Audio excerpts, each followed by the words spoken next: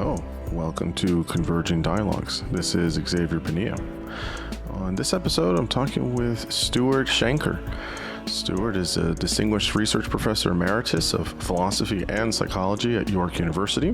He's the CEO of Merit Center. He's the science director of SelfRegulation Institute, and he's a speaker, writer, and one of the world's leading authorities on self-regulation. He has been, over the past decade, an advisor on early child development for government organizations across Canada, United States, and Australia. And he is the author of many books, including the most recent one, Reframed: Self-Reg for a Just Society. In this conversation, we talk mostly about that book. We talk about why he works with children and adolescents and why he wants a just society with self-reg. He kind of lays out his 5-step method of self-reg and why stress management is important. We talk about infant development and the so-called 4th trimester. We discuss the evolutionary development of the triune brain and the current critiques of this concept. We talk about the complexities of the cortical and subcortical systems in the limbic system and prefrontal cortex with brain development. We talk about the role of the interbrain. We also spend some time talking about the importance of the work of Allan Schore on attachment in the development brain. We talk about the importance of Wittgenstein's aspect shifts on his self-reg theory. We talk about how do we understand temperament, personality. We talk about first-person psychological utterances of Wittgenstein. And finally, we talk about his ideas concerning virtue. This was an absolute blast of a conversation to have with Stuart. We talked for well over 2 hours, and it was a really nice mix of neuroscience, some philosophy, and just kind of elements of clinical psych and some of the applied notions of it. I'm a big fan of his work, and we have a lot of paths where we cross in terms of similar types of research and things that we like. And he was a wonderful guest, and now I bring you Stuart Shanker. I'm here with Stuart Shanker. Stuart, thank you so much for coming on the podcast. I greatly appreciate it. I'm looking forward to it. My pleasure. So you've written a few books. The one that I've read, start to finish, is Reframed: Self-Reg for a Just Society. I think that's your most recent. Is this correct? Yes, it is. I know you've written a few other books. There's one other one, I can't remember the name, that I've read a few of the beginning chapters, but I didn't read all of it. And so you've done some really interesting work, and I'm super thrilled to talk to you about it. So before we get into it, just tell folks who you are and what your research is on, and where you teach at, and all that good stuff. Well, I am a distinguished research professor at York University of Psychology and Philosophy. I trained for many years at Oxford, came back to Canada in 1986, and I had specialized at Oxford in something called self-regulation. We looked at this in terms of the physiology. And when I got to Canada, somebody asked me, an education magazine, if I'd write about self-regulation. And I really didn't know what they were talking about. It wasn't at all what we'd been studying. We actually did a study ourselves on this. It turns out there are 447 different definitions of self-regulation. Oh my goodness. Yeah, but 446 of those are variations on self-control. And that was not how I was trained. I was trained in essentially the mechanisms that we have to manage our stress, and then the behaviors that we learn, good or bad, to manage stress. And so that's what I do. And we developed, we were very fortunate. We got a $10 million grant to study all this stuff. We studied it with a clinical lab on one side of the building and a neuroscience lab on the other. So we go back and forth, see what was happening in the kids' brains as we worked with them. And then we founded SelfReg, which has rolled out now right across Canada and is now going around the world. Yesterday I did Russia, self-reg webinar for Russia. Wow. So it's cool. Yeah, that's absolutely brilliant stuff. I think I remember somewhere in the book, I could be wrong on this, that you were trained as an analytic philosopher. Is this correct? Yeah, it is. I was trained in Wittgenstein Uh-huh. and wrote a couple of books on Wittgenstein. Oh, oh. Yeah, and uh, actually, my DPhil was in Wittgenstein and the philosophy of mathematics. Hmm.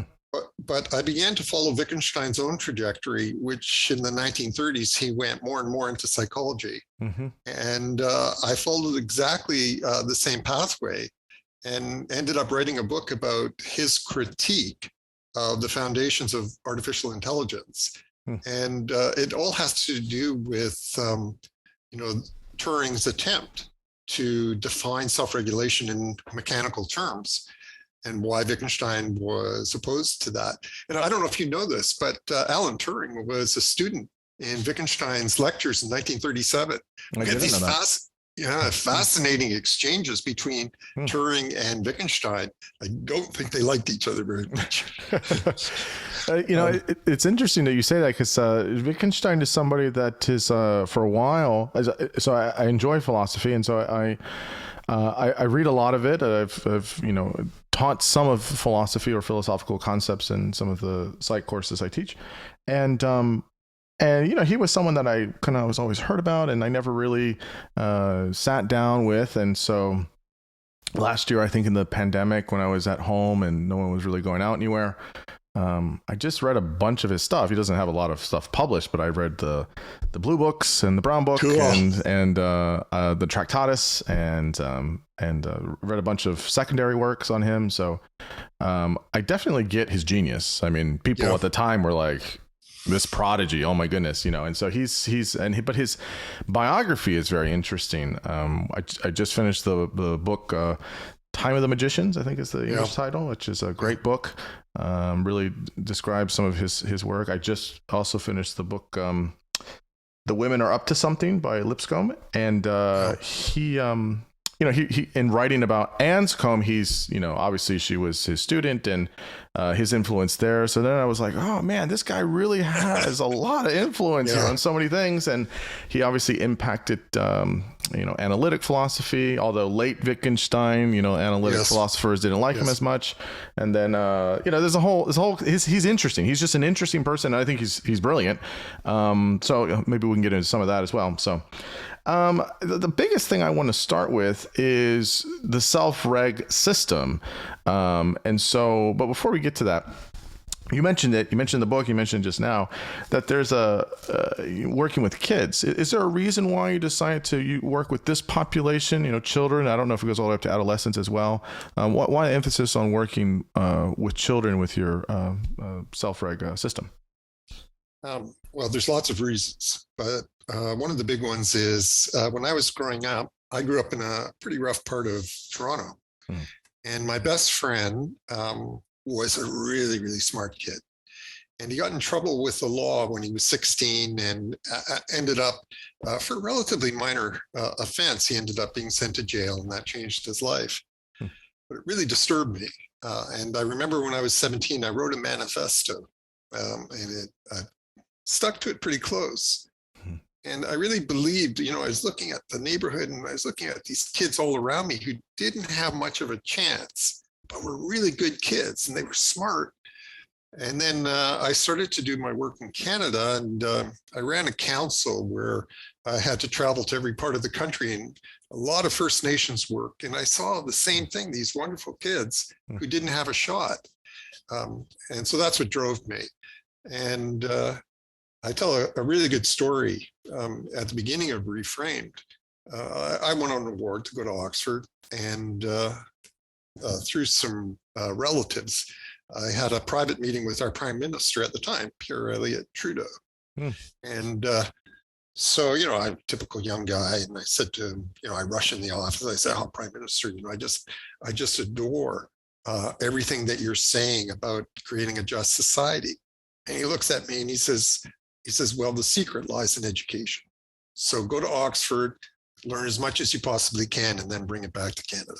And that's what I ended up doing. No, that's great. Yeah, you start the book kind of just, that's kind of the thesis there is, how do we have a just society for, starting for children, but then just as we grow older. Why that emphasis, and how are you defining, that kind of, moral picture there? Explain that a little bit. Okay. Well, so my definition of a just society is pure Trudeau, or it's pure Bible. It's just a society which is ruled by justice, tempered with compassion. And that's always struck me as a pretty good definition. But I wanted to go a little deeper. And for me, a just society would be one in which every individual is free. And in the 9th chapter of the book, I have a long analysis of freedom. And the background to that is Oxford's a very quaint university, and I had a moral tutor. And my moral tutor was Isaiah Berlin. And so we talked about Isaiah Berlin. We talked about Berlin's famous paper, Two Concepts of Liberty. And I didn't like it. And told Isaiah I didn't like it. So remember, I'm a young kid and didn't know any boundaries. But what I didn't like was I thought that, it's one thing to talk about freedom in sort of political terms, that everybody should have a right to do whatever they choose, provided they don't harm someone else. But I remember saying to Isaiah one day, look, I said, somebody who's got depression or an anxiety disorder or Tourette's, whatever, they're not free. They're not choosing to be ill. They're not choosing to be anxious. And so I started to worry about psychological freedom. How do we help a child develop the skills needed to be able to choose, to truly choose? I don't know if you're familiar with this, but at that time, psychologists were arguing, it's called psychology of reasoning, and they were arguing there is no such a thing as free will. Gazzaniga even wrote a book called Who's in Charge, saying there's no such thing. And I really disagreed with all that. So for me, a just society is one where you recognize what's holding a kid back, not necessarily kids from the lower SES, but all children. They're struggling, especially today.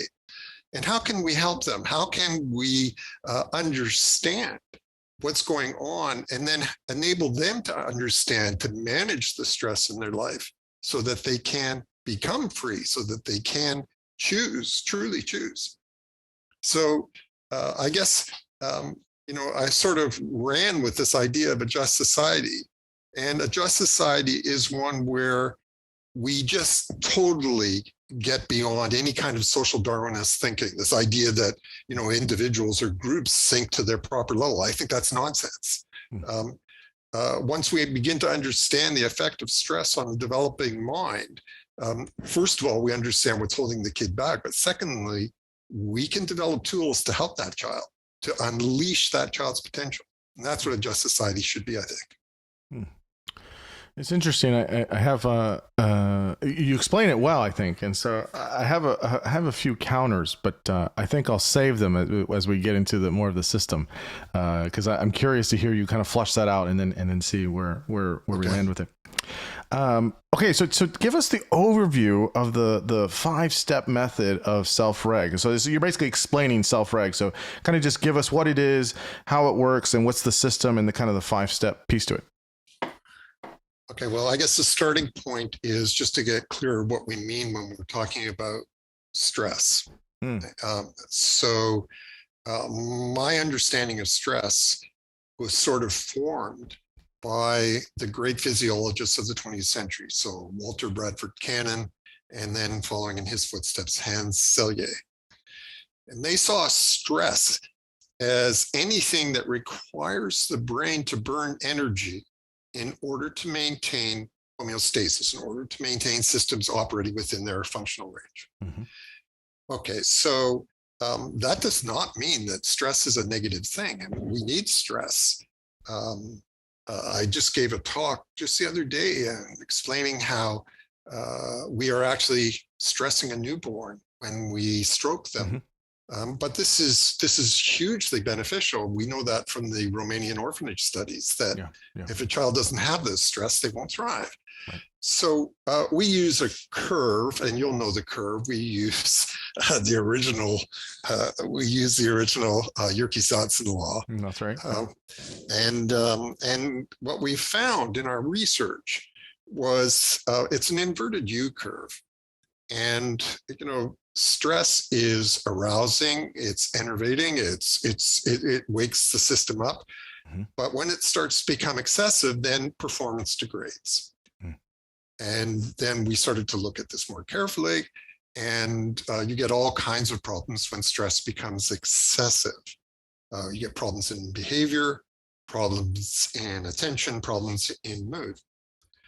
So we then started to do a really careful analysis of, we were reading at the time, there's all this stuff coming out about kids are overstressed today. We wanted to know, well, what are all these stresses? And we did a long study, and we ended up with around 600 different stresses. And so that's kind of useless if you're working with families. Right. So we did a factor analysis, and we broke it down into 5 groups: physical, emotional, cognitive, social, and prosocial. So much of Reframe the Book is about explaining those 5 domains in an earlier book called self-reg.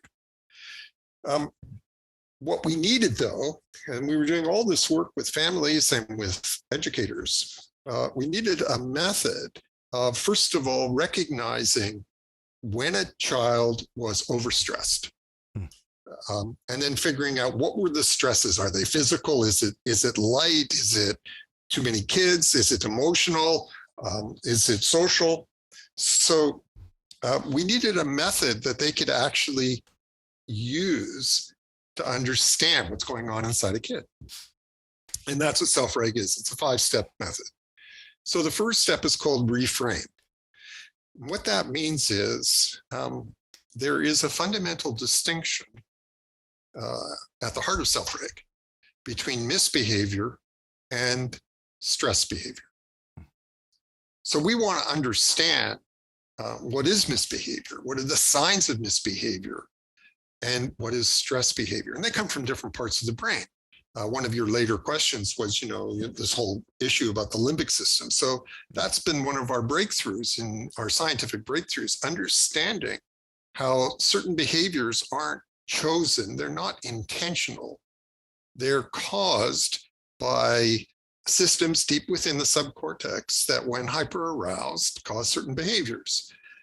And it means that the kid doesn't really know what they're doing, may not even be aware of it. And it's critical for us when we're trying to help a child or a teen that we don't punish what is, in fact, a stress behavior. Instead, what we want to do is we want to know, why is the kid overstressed? So that leads us to step 2. Step 2 is trying to figure out what are the stresses, recognizing the stress load that this kid is under. That's not easy. You have to become what we call a stress detective, looking at the 5 domains. And you haven't read this book, but I gave a great example in the second book. The second book, it's a trilogy. The first book was for teachers. The second book was for parents. The third book that you just read is really for guys like you. I'm glad I picked the right one, although I am a teacher and a parent. So, well, yes. So yeah, it was written for a guy like you. So in the second book, I tell this story, and it's a good story. So we had a mom come to see us, and she had a 13-year-old daughter. They'd always had a wonderful relationship, very intimate. And the kid hit puberty, and all hell broke out. And they started to have fights every single night. And the fights would last for hours. And they would both end up just exhausted, screaming at each other. And the mother became terrified that she had lost her daughter, basically. So they came to us, and we sat around a table, and the clinicians started asking her questions. And we came up with this strategy that next time the kid had a meltdown, you're not going to say anything. You'll just be there. Anyways, it happened a couple of days later. The kid had asked for a pink hoodie, like all the other 13-year-old girls. And mom had gone at her lunch hour to buy a hoodie, and they were all out of pink, so she came home with a gray one. Yeah. So all hell breaks out. So kids screaming, and the mom wants to scream back, you little such and such. I took off my lunch to buy this, but she said, the team said I'm not allowed to say anything. So instead, what she did was she goes out in the hall and she does some deep breathing, try to ground herself a bit, comes back into the child's room. The kid is now lying on her bed. And so what we want to do is this kid, and I think we'll get to this a bit later, but this kid has regressed to a neural state which is non-social. She's gone into that primitive brain state. And so we want to reestablish that connection, that relationship. And the best way to do it is through touch, because in that state, in that neural distress, you can't really process what somebody else is saying. So you want to touch the kid, but then you can't just lean in and touch. That will be a threat. So you got to get permission. But the kid can't speak. She's old. What one of our therapists said was, what you can try doing is you can say, raise your finger if you'd like me to. This kid loved having her back scratched when she was a little girl. Raise your finger if you want your back scratched. Or even better, you put your finger in their fist and you say, squeeze my finger if you'd like your back scratched. So that's what she does. And the kid squeezes and she starts to scratch the kid's back. And she can feel the kid melting. And so 15 minutes of this, she turned off the lights, reduced the visual stress. And 15 minutes later, the kid says, I have to go to sleep now. And these were fights that were lasting a couple hours. And as she's going out, the kid says, I love you, mommy. Okay, it's a lovely story. And the I love you, mommy came because there's this deep limbic memory in the hippocampus, right? That mommy giving comfort and security. Yeah. So mom goes out into the hall and she's thinking, oh God, it's just a kid. So when she comes down tomorrow morning, I'm going to say to her, okay, sweetheart, we'll go after school and find you. We'll go to the big mall and we'll find you the pink hoodie. But the next morning, the kid comes downstairs wearing the gray hoodie. So it wasn't actually the hoodie. Right. It was a lot of stuff going on in the kid's life. And that's the point of being a stress detective. Never assume you know what the stress is. Yeah. And this kid had a big stress load. A lot of stress was going on in her life. And you start to work on them. And that's the third step. The third step is reduce. We're going to reduce the stresses that we can. Obviously, there are stresses that we can't. We can't just, wave a wand like the COVID. But we do work on the ones we can to reduce that stress load. The fourth step is reflect. And there, what we want is we want the child to feel calm. And what we've seen in our own work and across the country is a generation of children and teens that don't know what calmness is, that have never really felt that state of, reduced tension, quiet mind. And so we need them to know what it feels like to be calm and what it feels like to become overstressed.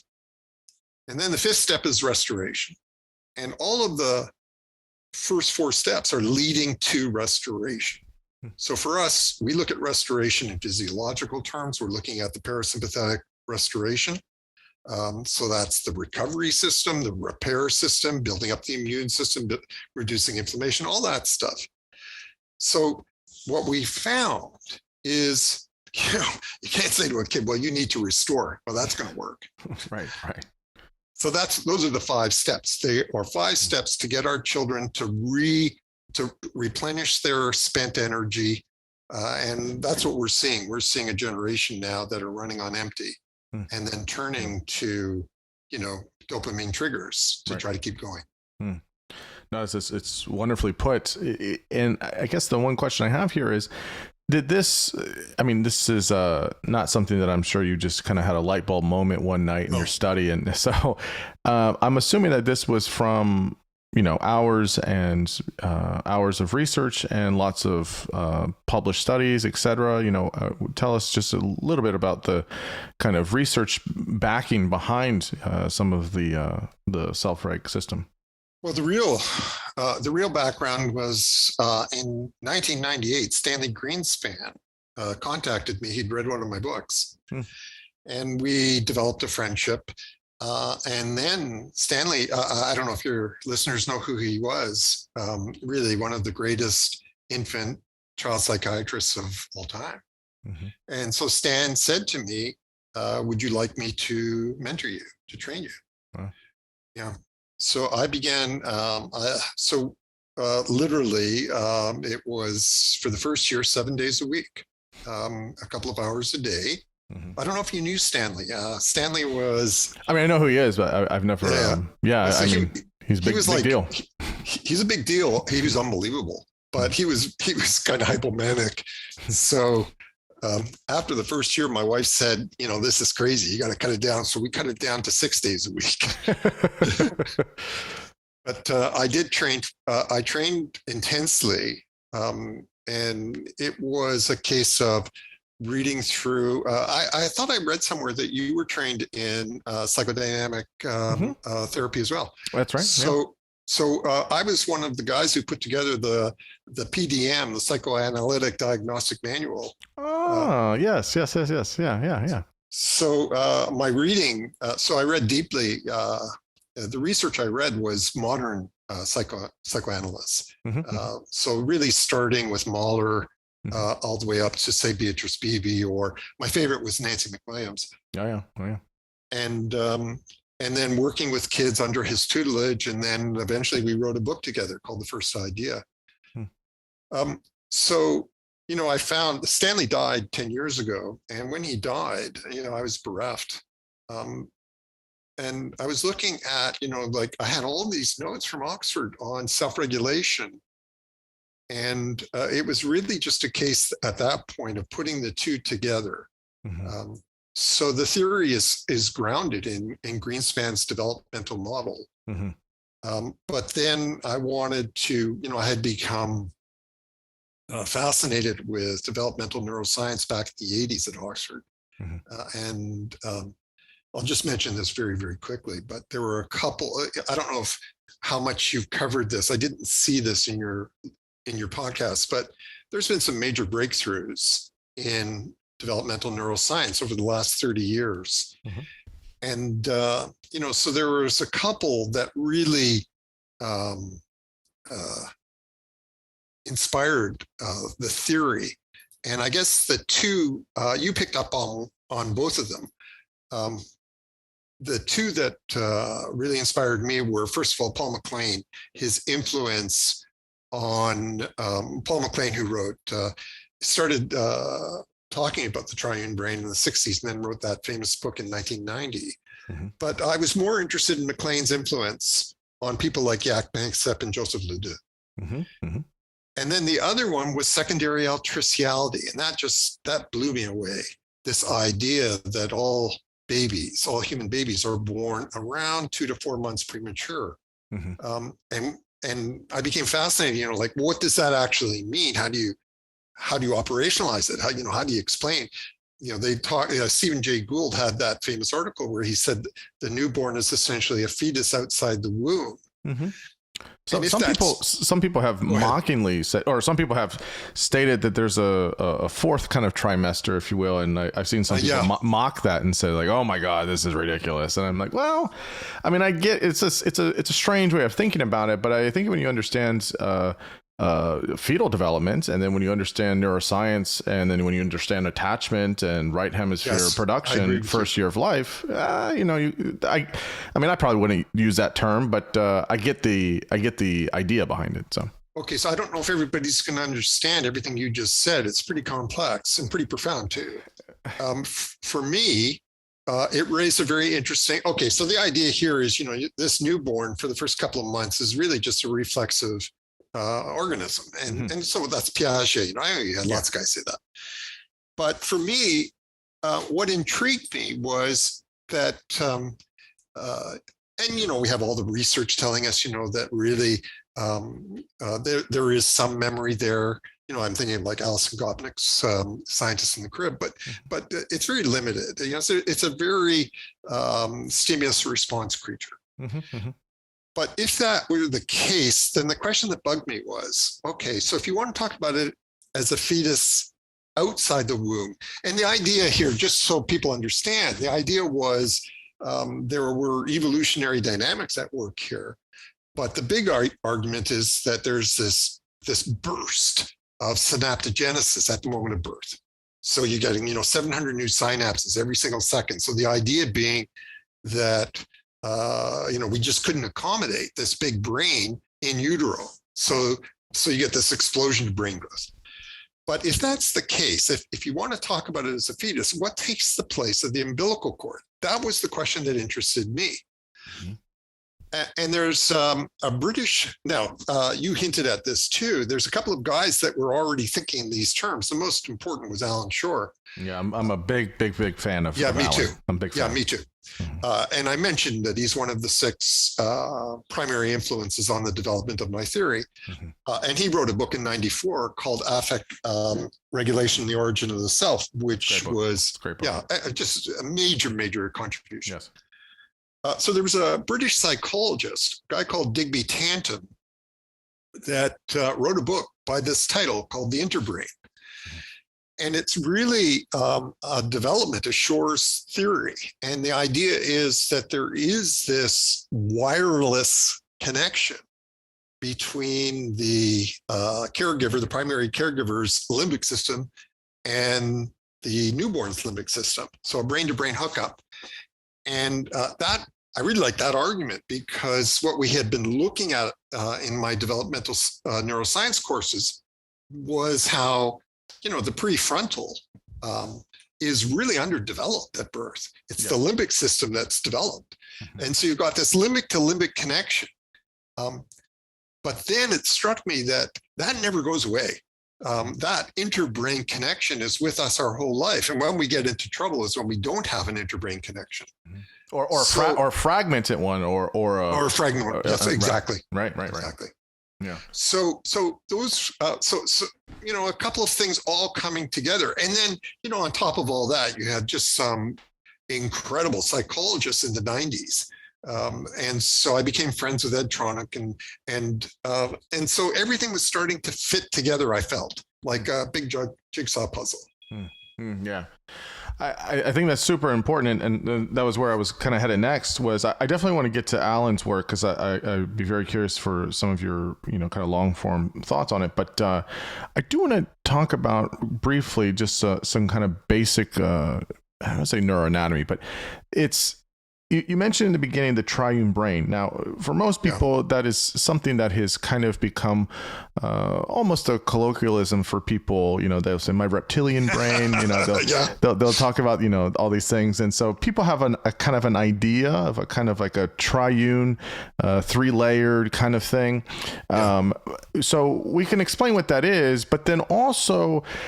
So there, you're right. There's an explosion in the 90s of all of this neuroscience research, which was, you know, really momentous. But then in the past, I would say 10 years for sure, 5 to 10 years, we've been seeing in neuroscience and within neuropsych, et cetera, how some of the ideas we've had are maybe incomplete or not as accurate. And so I think some people are saying the triune brain isn't quite what we think it is. The brain is interconnected, and there are many things that the reptilian brain is doing that is in the neocortex, and vice versa. And so there's kind of these big ways in which we look at, you know, certain aspects of the brain as these kind of chambers at work. And so anyways, how do we first kind of explain the triune brain and what we thought it was for a while, and then kind of how current that has stayed?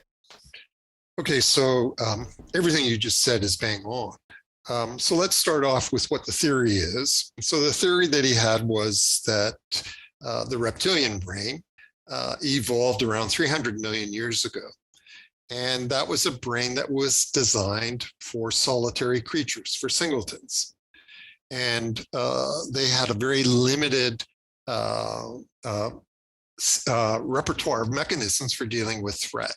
So they could go into fight, flight, freeze, or tonic immobility. And then his idea was that around 200 million years ago, mammals evolved. And unlike reptiles, so, with reptiles, I actually studied the damn things because I live on an island and we have a turtle refuge here. Mm-hmm. So I watch them, so mom comes in May and she lays the eggs and then she's gone. Mm-hmm. And then 245 days later, the hatchlings pop out of the nest and they find their way down to the marsh. It's fascinating to watch it, but these are solitary creatures. Right. And they're snapping turtles. So, we want to see the defense mechanisms in action, and they really do fight or flight. Mm-hmm. Okay, so that's all cool.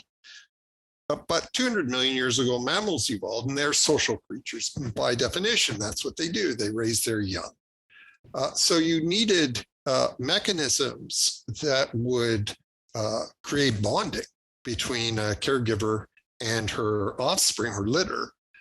So we create neurochemicals like oxytocin and vasopressin that will bind her. And we do the same thing with the offspring so that they get the same buzz and so that they attach. But also because they're social creatures, they live in groups, they live in communities. Mm-hmm. And they needed a brain, unlike the solitary reptiles. They needed a brain that could differentiate between friend and foe. And so this monitoring system evolves for assessing nonverbal cues. And then there's an alarm system within this brain that, when threatened, sends a signal down to the reptilian brain, which nature liked and preserved, and says, I need some epinephrine, I need it now. Mm-hmm. And then his idea was that superimposed upon this, starting at around 10 million years ago, we start to get a hominid brain, which then becomes a human brain.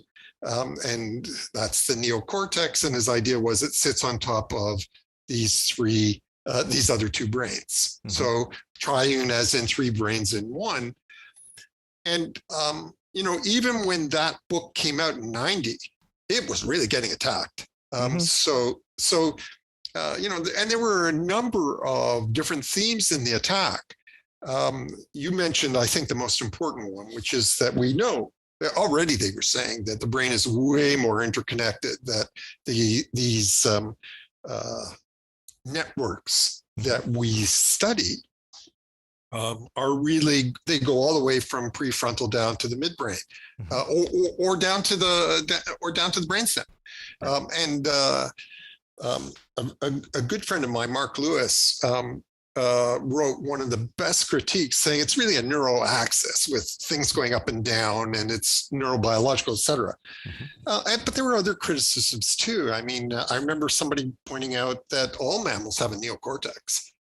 They just don't have the same complexity, the same sulci and gyri that we have. Mm-hmm. And then the idea that you could draw, this sort of the idea that you could say that our amygdala, for example, is homologous with that of animals is nonsense. Mm-hmm. The amygdala has gone through, constant adaptations, and it's highly unlikely that our amygdala is at all like the amygdala of early humans. Right. So nobody, at least in my professors, my big professor was Larry Weizkrantz, and they didn't take it seriously. They looked at it as a metaphor. But your question is a good one. And your question is, so why was it so influential? If we knew that there were these limitations, and by the way, you're right. I mean, over the last 10 years, the study of the evolution of the brain has just exploded. Mm-hmm. And so nobody would treat this as a serious theory. But the reason why it was so influential. And so here, you start to go back and you look at the incredible research that was going on in the 90s. So the emotional brain was published by Ledoux, was published in 94. Affective neuroscience was by FiveStep, was published in 98. Yeah. And both of them indicate how strongly influenced they were by MacLean. Mm-hmm. So why? And the reason was, I'll give you just one example. What Ledoux was showing was that you can trigger in a human a threat response.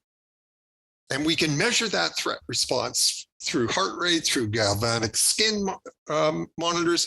So we can show that we've triggered a threat response going directly, directly in the limbic system, from the thalamus to the limbic system, without the subject knowing at all, without any conscious awareness that this has gone on.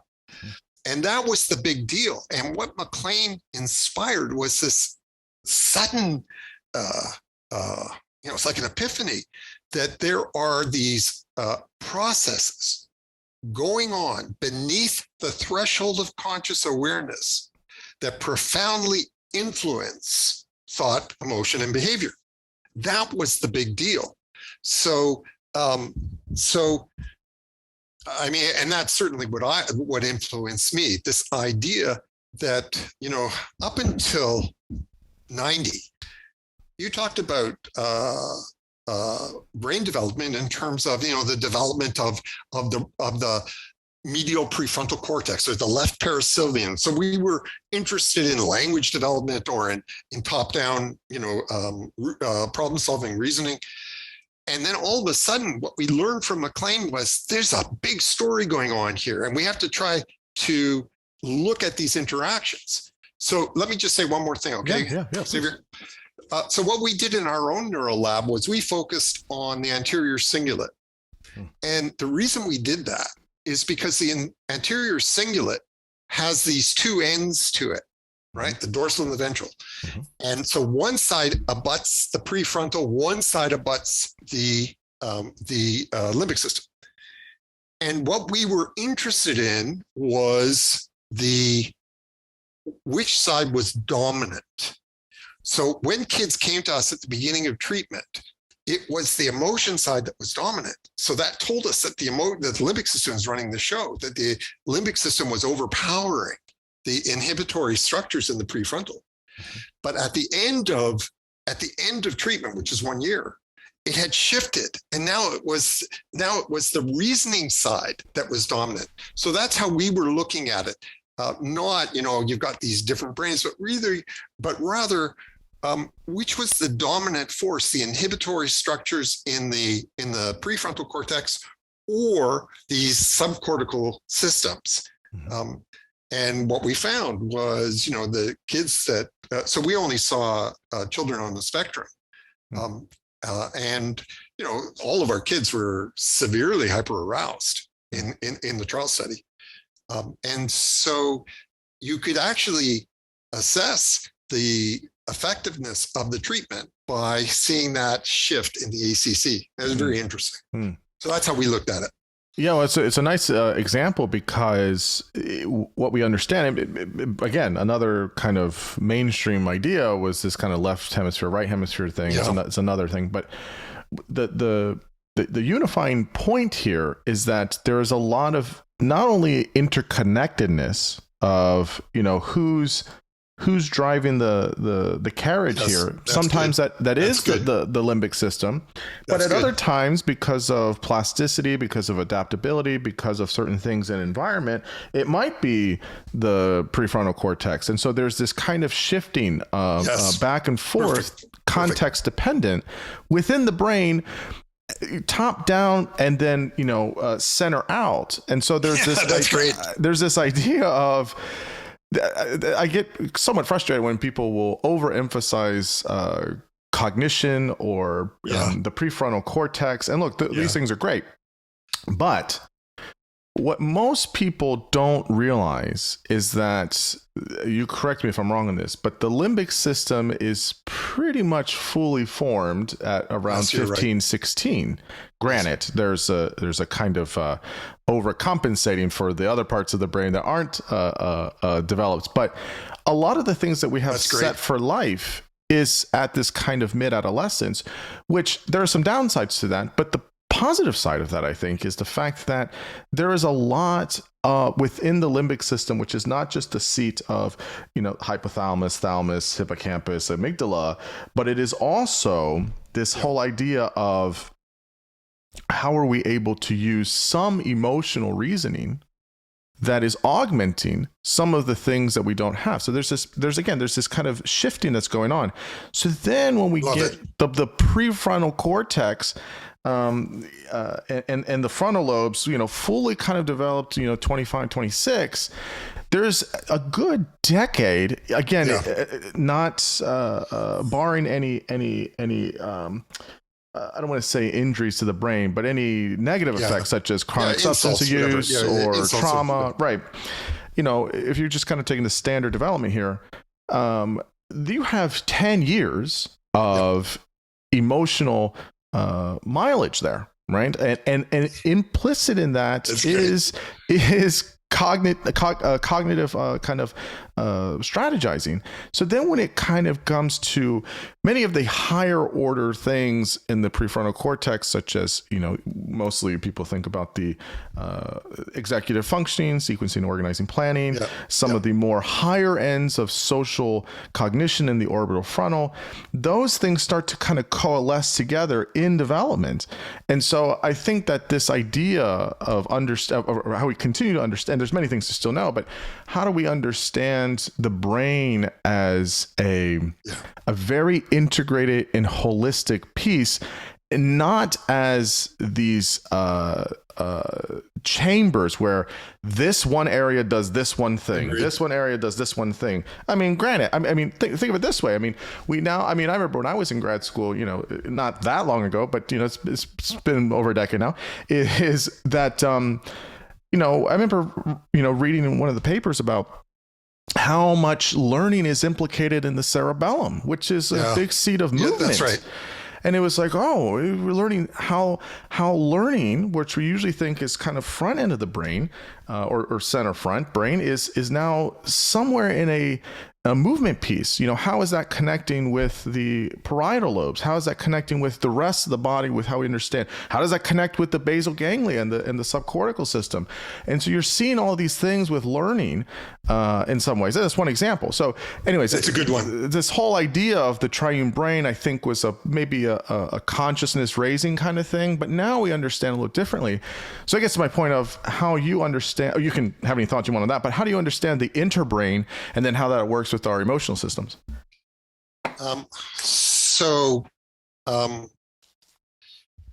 you said a lot there, right?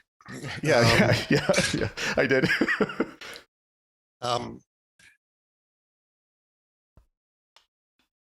Okay, all I'm going to say about everything you just said is I think everything you said is incredibly important, and in fact, a lot of the work that we did was, and just so people understand, when you talked about the role of the cerebellum, we're talking now deep in the limbic system.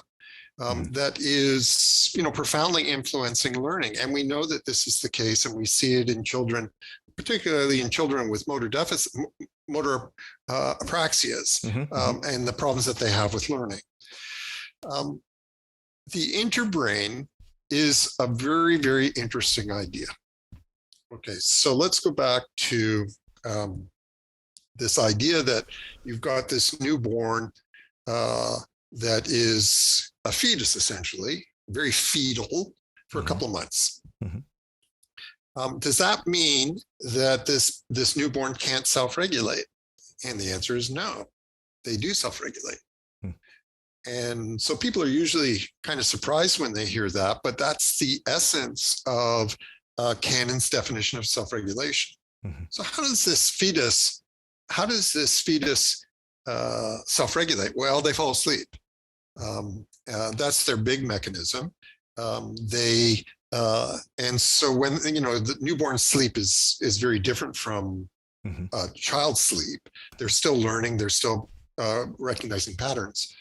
But that's it dramatically reduces the stress load. And for a newborn, probably the single biggest stress is light. Remembering that light is, the light waves are stresses. It's an energy. Mm-hmm. And when the child has too much energy, so they fall asleep. But they have other behaviors too.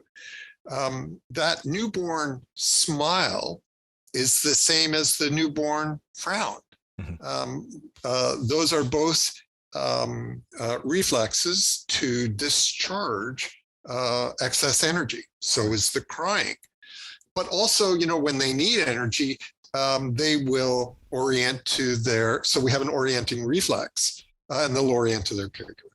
The point here is that here we have this reflex creature that is, that's the key word, self-regulating in a very reflexive way. And obviously, it is a very limited way. Mm-hmm. And so it needs that brain-to-brain hookup so that the primary caregivers are monitoring the signs of when the child is overstressed and when they need to be soothed. And there's a big big debate about what the soothing is. But around the age of 2 to 4 months, we see a dramatic shift. And that marks the transition point, I think, from fetal to infant. And the shift is that the infant starts to intentionally manage stress. And so here what they'll do is, now we do get the smile. And the smile is, to invite the caregiver, invite that interaction. I need a little bit of juice now. I need a little bit of energy. And this is one of Schore's big things, right? Where that child is soaking up the energy coming off the mother's fovea. And when the kids have, and again, this is Allan, when the kids had enough energy off mommy's fovea, kid turns away. So these are very interesting behaviors as the child is starting to take more charge, but still incredibly dependent on its primary caregivers to, if the child is, say, cold, where cold is a stress, they don't know that all they have to do is reach up. They couldn't reach up and put their blanket up. So mommy has to watch the signs, and put the blanket on, take the blanket off. And one of the neat things about this idea of a limbic to limbic connection is it really shifts how we look at what's called in psychology sensitive caregiving. The classic definition of sensitive caregiving is that the mother is monitoring and analyzing the baby's signals. And so if you've got a caregiver who doesn't do it, so you've got an attachment disorder, you're going to teach her. You're going to teach her this sign means the baby's hungry, whatever. Right. But on the interbrain theory, she actually feels. She feels, because it's a limbic connection, a wireless resonance, she feels when the baby is overstressed. It's her own stress level. And that raises a very interesting question for us.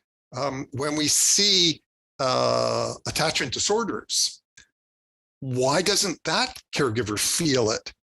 What is blocking that limbic to limbic channel? And the answer is, of course, excessive stress. Yeah. So it interferes. You use a very nice term at the beginning, where you can have can have this fragmented interbrain. That's a great point. So now what starts to happen is we go through a couple of stages with the baby. The first one is proximal co-regulation, and then that leads into distal. And what that means is, in the beginning, that baby feels safe and secure when they're held properly. And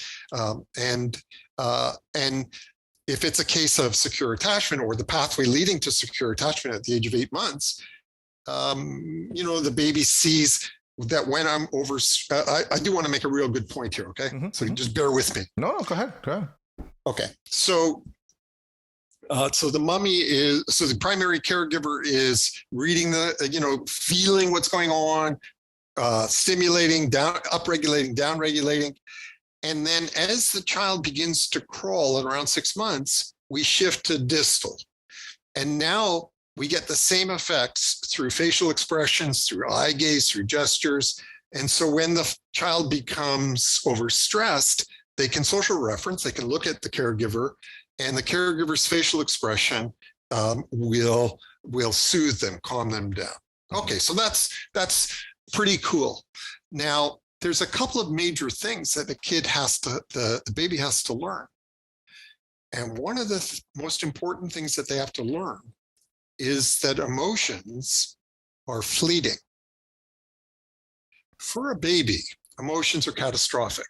So when that baby gets scared, it's overwhelming, and it's never going to end. And we use a video to teach this. It's a great video. It's a little guy that Steve Porter just sent me this video. So it's a little guy, and he's sitting in his high chair, and he's having this wonderful back and forth with his mommy, and then suddenly mommy sneezes. It scares the shit out of the kid. So the kid goes like this. Right. So then mommy, she smiles and she says, "Did that scare you?" Mommy, he's just blowing your nose. And then, so he calms down. So basically what we're seeing here, his alarm, his amygdala alarm gets triggered. And now when that gets triggered, it sends a flood of neurohormones. So epinephrine and norepinephrine. And that's expensive for a kid, right? So she turns it off. She turns off the alarm. She smiles, she giggles, and then she sneezes again. And so that's the same thing. The kid. So it happens 5 times. And by the 5th time, she can't calm him down. And his fight or flight is so strong that if he wasn't in the high chair, he'd flip over on his head. So now it's been too much, and now he's really distraught, and now he needs proximal. Now he needs to be picked up and cuddled and just gently soothed. So he's learning a couple things here. So he's learning that mommy's going to make me feel safe and secure, but he's also learning that fear is fleeting, that fear is ephemeral. That's a very important lesson for the child, for the baby, to learn that our emotions are transitory. They don't last. But some kids don't learn this. And so some kids are so scared, and maybe there's a problem here with the interbrain. Maybe there are certain emotions that we just don't like in our baby. I don't like it when my baby's angry. And that's the whole point of Tronick's still face. Look what happens to an 8-month-old if I stop smiling. Freaks the kid out. So the kid learns that anger is a scary emotion. Not fleeting. Not you can be angry and then you can calm down and be happy again. Instead, you're always going to be angry. That's a very unpleasant emotion. So the kid tries to repress it. And the problem with repressing an emotion is you can try to repress your subjective response, but underneath the surface, your heart is beating, you're in high sympathetic arousal. So your heart's beating, your blood pressure's up. Alan Fogel, who's a very close friend of mine, just wrote a book. I'm blanking on the name of his new book, but it's all about the cost, the ongoing cost through life of trying to repress an emotion. So yeah, it's great. Yeah, so that's I'm laughing because you could just tell any adult that's in individual therapy and they'll just be like, yes, this is super expensive for my emotional well-being for my whole life. Exactly right. Okay, so now what we see happening is what's happening through the interbrain is that she is teaching the child. Teaching is not the right word, but she's helping the child develop these self-regulating. Thank you. Self-regulating behaviors. When you get scared, you can do this. When you are excited, you can do this. Of course, she can have the opposite effect. She can, she can become really anxious if the kid's starting to crawl, and the kid sees all that anxiety, and then they become inhibited. But either way, they're going to learn. From what the parent is showing. So if a parent shows a maladaptive way of regulating or a healthy way, they're going to get it either way. Exactly or right. it's going to be there's this kind of fragmented way, or there's going to be a uh, uh, what's it called when you're not together, you're not close. I'm drawing a blank on the word. I'm drawing a blank. But when you Anyways, have the point is exactly right. right when it's like, oh, there's some kind of distance here between, I don't know what to do. Any way in which it's presented, the kid's going to take it because that's all they're getting, and they're going to take it that way. Yeah. And so you've got this closed little world, this interbrain world, right? Mm-hmm. And then everything you're learning from your interbrains in your life. Mm-hmm. Now, you've got a lot of really wonderful developmental psychology talking about, the development of thought, the development of reason. Yeah. But I was really interested in homeostasis. Mm-hmm. And the reason was, so we're working with these kids that they almost all of them had language problems or reasoning problems, and what we found clinically was if they weren't calm, so I'm going to use calm as a synonym for homeostasis. Mm-hmm. If they weren't calm, you might as well forget the session for the day. Mm-hmm. They weren't going to process whatever you were doing. They were going to be threatened by it. They were going to be agitated by it. So what we started to do was we started to work. We brought in some experts on this, clinicians, an OT, a mental health expert, and we started working with the family around self-regulation. And our thinking was that self-regulation is sort of the ground of human development. That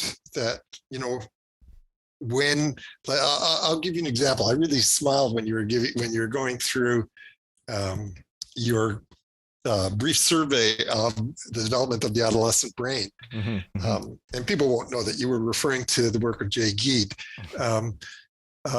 So I was thinking there's this great line by Lawrence Sternberg where the adolescent brain is like a Formula One race car without a driver at the wheel. That's exactly right. And I've got a 19-year-old son. And I'm seriously, like, every day my mouth drops open, and I think, what happened to the driver here? Right. But what I notice with him is when he gets overstressed, and by the way, stress sensitivity increases dramatically in adolescence. Mm-hmm. So there's a lot of things going on in the adolescent brain. And when he gets overstressed, I can't believe how he can regress to the level of infancy. Oh, yeah. And in fact, we had an explosion a couple of nights ago, and my wife was at her wit's end. And what I did was a page out of that book I mentioned. I had him sit with me. I didn't say a damn word. I just stroked his arm. And then, he calmed down. And then finally, he was calm. I said, what the hell was that all about? So what we found in our study was that self-regulation, I want to make another distinction now. So what we found with self-regulation is absolutely huge for being able to exercise these wonderful things in the prefrontal, or whatever, your executive functions, your whatever. Mm-hmm. But very early on, what we found was a child is learning from a very young age now how to deal with stress. Mm. And they can do it in a way that's maladaptive, or they can do it in a way that's adaptive, growth promoting. Mm-hmm. Mm-hmm. So to give you an example, we are seeing an awful lot of teens now that are turning to, marijuana or alcohol when they're overstressed. This is a big problem up here. I don't believe it's as big a problem down there because we've just legalized marijuana. It's a big problem down here. There was a period in it's 10 plus years now where I worked for one of the state governments, the county or whatever, dealing with adolescents that would have substance abuse issues, and you just see marijuana all the time. It was just, that was the thing, and that was every, it's, even though it's technically not legal here where I'm at, it's it's very easy to get their hands on, and so many people or so many adolescents were having a whole host of issues, home, school, relationships, you name it, and we're just terribly high all the time. Okay, so that's what we're seeing, but even worse because we are legal.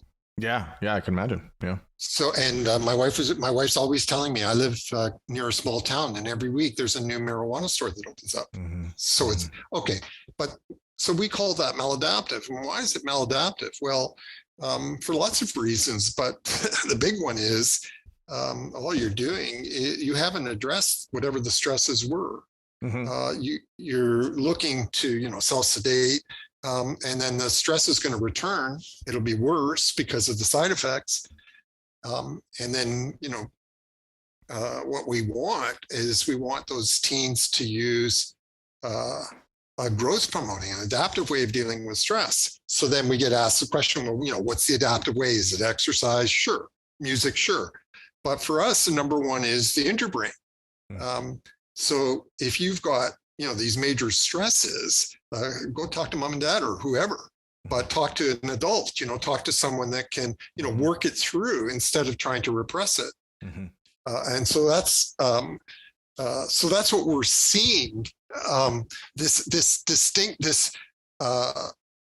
maladaptive self-regulation means that I'll give you the sort of classic one that we saw in our clinic. Mm-hmm. So I mentioned that our clinic was primarily kids on the spectrum or kids with ADHD. Mm-hmm. So for reasons that Schore explains, kids on the spectrum may have a sensory sensitivity to not just visual stress, but also all the aspects like the voice or whatever. Mm-hmm. And so they gaze avert to as a defensive mechanism. Mm-hmm. So gaze aversion is not like Simon Baron-Cohen had that theory back in '95. It's a broken mechanism. No, it's a defense mechanism. It's just overstimulated. It's overstimulated, and they're trying to reduce it. Yeah. But it's maladaptive.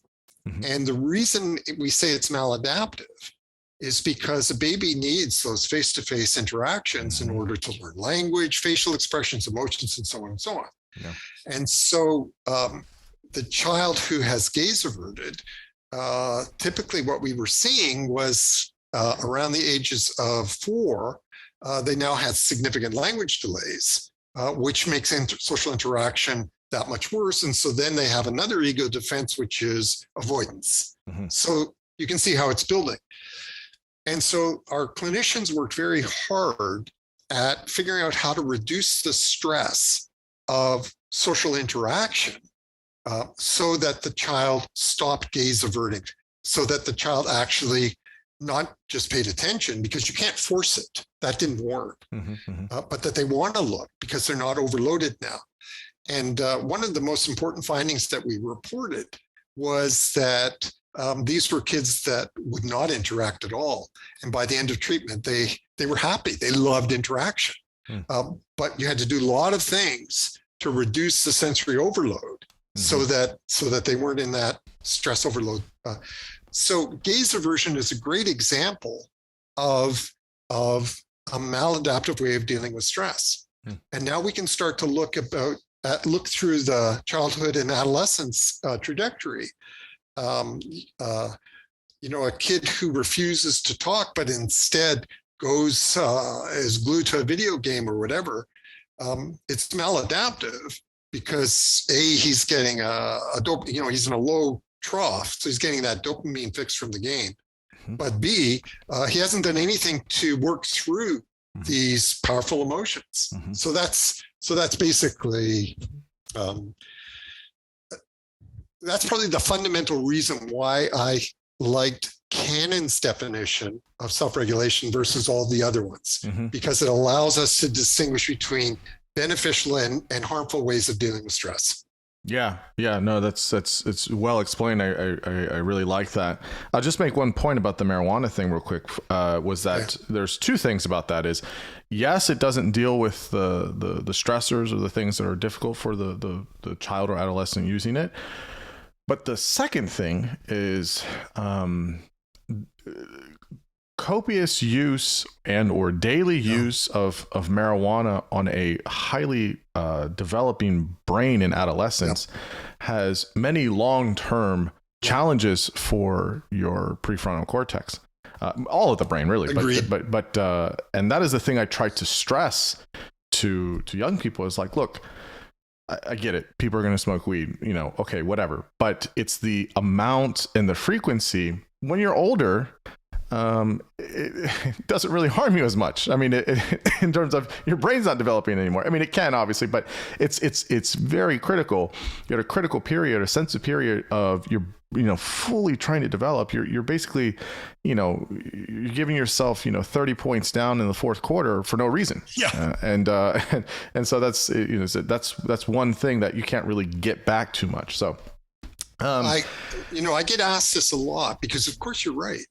And some people say, well, was the government wrong to legalize it? And I understand the reasons why they did, but they sure could have done a better job at explaining the harm on a developing brain. And you made an important point before. That brain still has another decade to go before the prefrontal has ceased maturation. So this is a serious lifetime trajectory that you're affecting. Yeah, and that's. It's like you don't know what you want to do or, who you're going to be in some regard 10, 15, 20 years from now. Don't mess it up, before you get a chance to kind of see what you want to do. So I do think some people will get the information and say, yeah, I don't care. And it's like, okay, well, at least you have the information. But, okay, so let's talk about real quick before we kind of move from this section to the next section is, I want to talk about, Schore's work. A lot of people don't know about Allan's work, and so I want to kind of give him some props here. So his biggest thing here is the neurological aspects of attachment between primary caregiver and the infant child, and especially the first year of life. We know the first year of life is super important for attachment.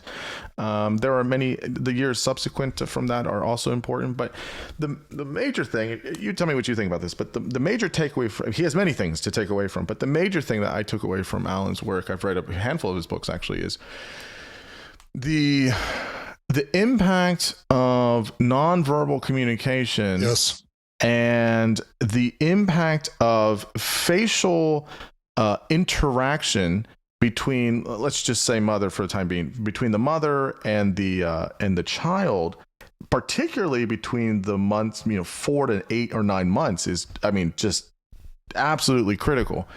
And what that's doing is really spurring and pushing very robust right hemisphere development for the developing child. And it goes back to this very thing you're talking about of this kind of, interbrain connectivity. So maybe just, share a little bit of, kind of your biggest pieces of Allan's work and how you kind of incorporate that and why it's so important for, the limbic system, right hemisphere development, but et cetera, that whole interplay.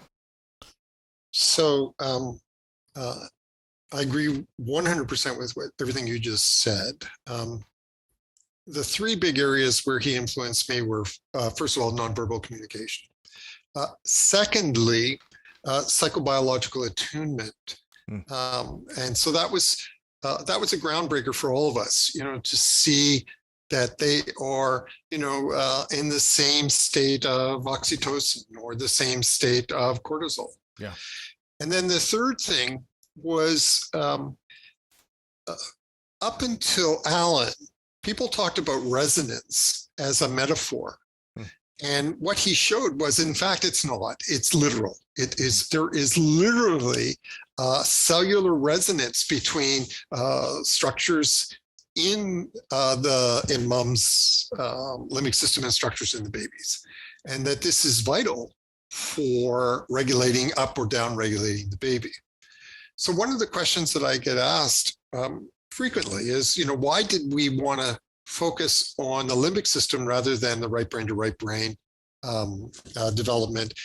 Allan's major contribution in developmental neuroscience was on how the orbital frontal cortex gets wired.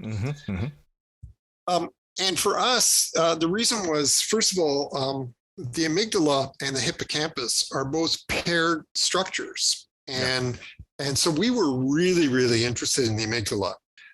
And we were really interested in the effects of arousal on the amygdala and how that plays out over the first 2 years. I don't know if you're familiar with Jerome Kagan's work on behavioral inhibition.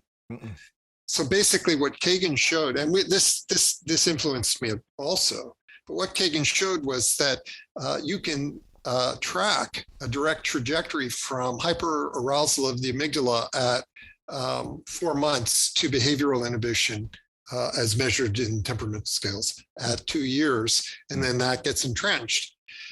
And so what we were interested in was, why is that amygdala hyperaroused? And what can we do to soothe that amygdala? But the other reason too was we were very interested in the hypothalamus and in the hippocampus. So we had a lot of reasons why we wanted to focus on the limbic system. But really what we were trying to do was build on Schore's explanation of nonverbal communication. And so when we talk about this brain-to-brain hookup, it is a hookup that occurs through the major sensory modalities. Now, what's really interesting about this is that you said you read a handful of Schore's books. So his last 2 books are really about, I love this book he wrote, The Science of the Art of Psychotherapy. One of the things that we've been teaching is that you can pick up. So we get asked a lot, how do you distinguish between stress behavior and misbehavior? And they have different nonverbal qualities. So I'll give you one example. When it's stress behavior, the child's voice changes. So the pitch goes up, the rhythm becomes a little bit more jerky, a little faster. And so you and moms all know this. So mom can tell just by, they can be in the other room and, what's going on in there. And they can tell by the kid's voice, whatever the age, don't leave this kid alone now. But the same is true of a teen. And so I can't remember where, but, I told this one story about I got called into a school. He was a 13-year-old boy who had been doing inappropriate things, saying inappropriate things to the girls in the class. And so what started off as a minor infraction had quickly escalated into, you're going to be expelled for the rest of your life and you're going straight to prison. Oh, yikes. Yeah. Anyway, so they called me because I was working at that time with the principal. And so, I come in, and as I come in, the vice principal is saying to the kid, this is going to happen, this is going to happen. And the kid is saying, I don't care. And that made them even angrier. And I remember her saying, well, you better care, mister.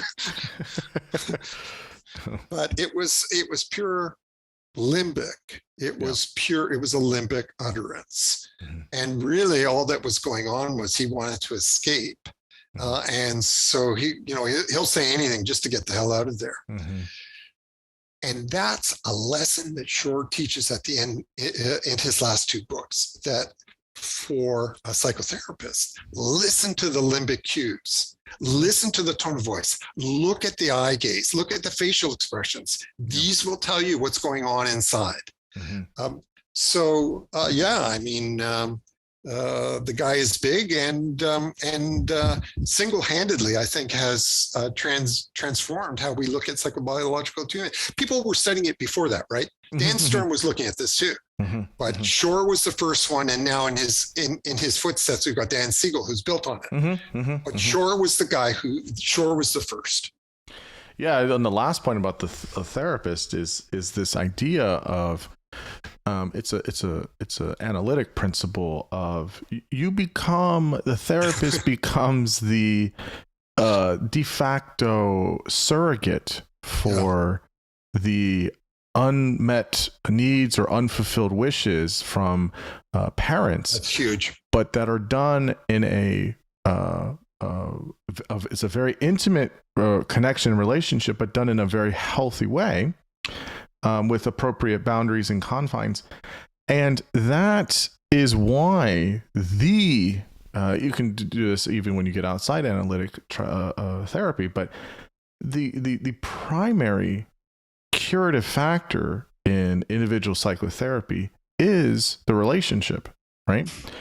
And there's various reasons for that. That's just great. But the primary reason is because you're providing a surrogacy of that's great. very, very troubled attachments that people have had or not had with their primary caregivers.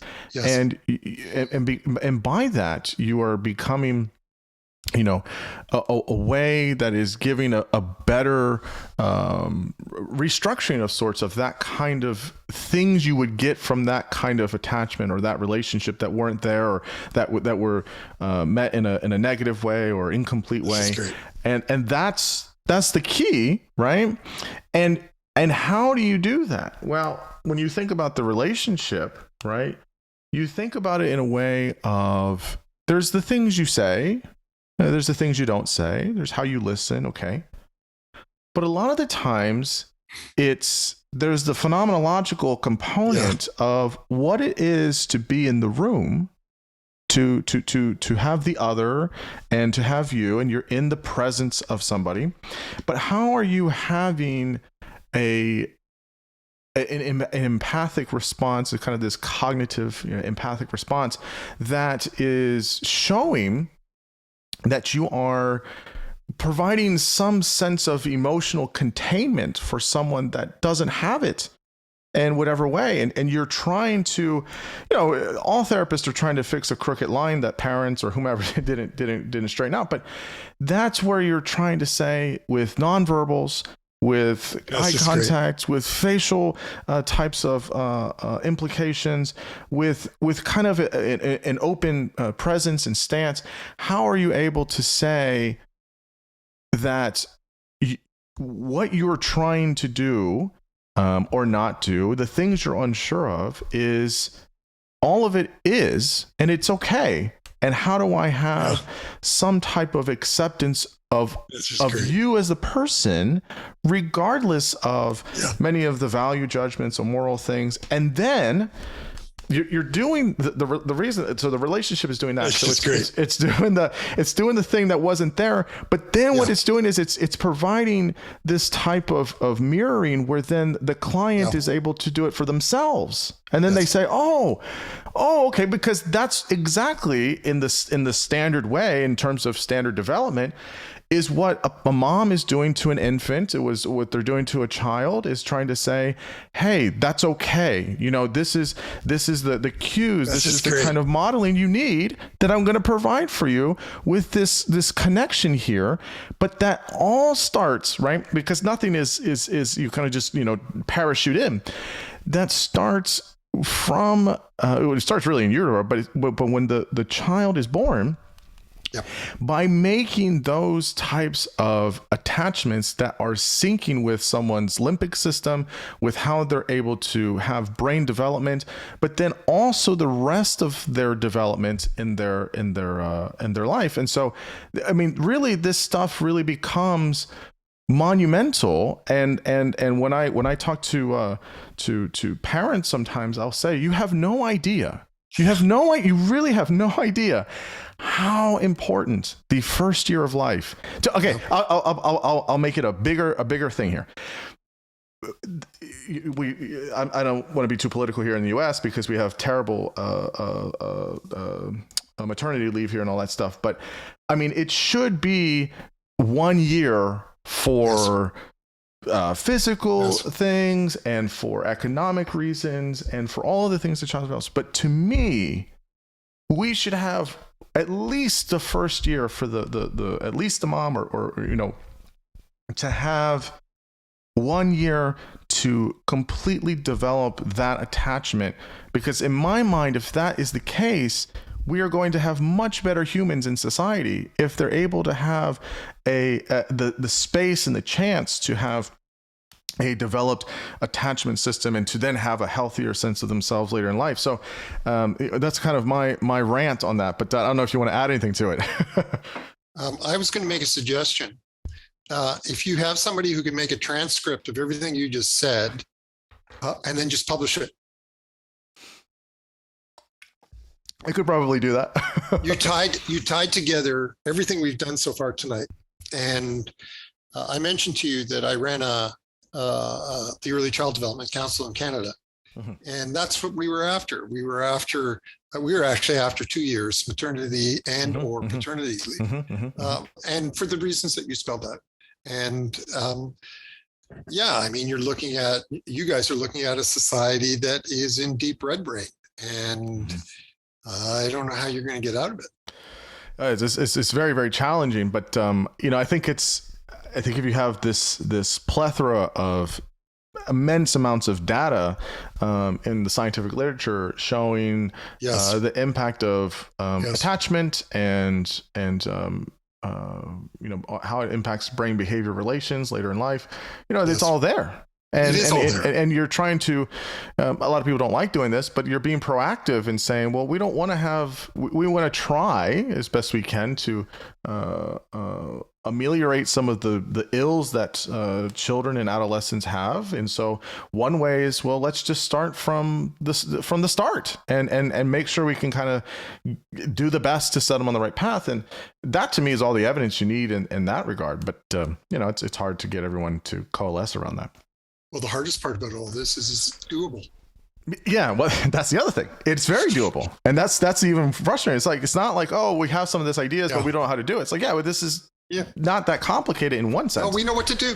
And I think that's what's most difficult. Okay, so we've hit a lot already, which is great. We've talked about many of the neuroscience implications and some of the attachment stuff, which is super awesome. A lot of your work with the theory of self-reg. So this is all great. Now, you mentioned at the top, and it's in the book, your previous training and analytic philosophy, and then also your training with studying Wittgenstein.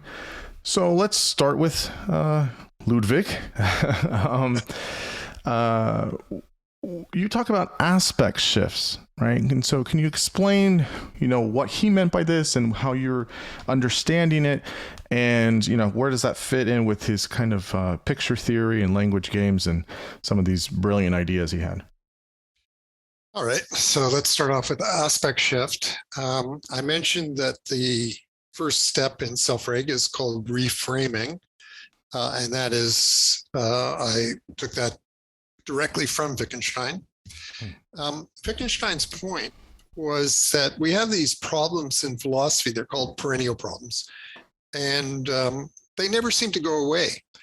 And he has this great quote in Culture and Value where he says, "How is it that we're still talking about the same problems as Plato? Is it that he was so smart or that we're so stupid?" I've said elsewhere that we're all doing Plato's homework, him and so that's what we're doing. We're all still doing that. Freud got close. I'll give Freud Freud really has a kind of that triune kind of way of doing things. Yes. He got close, I think, to a kind of grounded way of theoretical piece to it. But especially the early work, especially early forward. Yeah. So what Wittgenstein's idea is that we have to look at problems with a different lens. He uses the duck rabbit illusion to illustrate his point. And it looks like a duck, it looks like a rabbit, depending on your point of view. And so, in philosophy, we're constantly asking questions, like what is justice? What is truth? What is virtue? And the question itself, he thinks, sets us off, down, chasing down the rabbit hole, because we've assumed by the question that, justice is a, truth is a, and so then we're going to fill in the blanks. And so instead, what he wants us to do is ask, well, what is the criteria for describing someone as being honest or being righteous or whatever?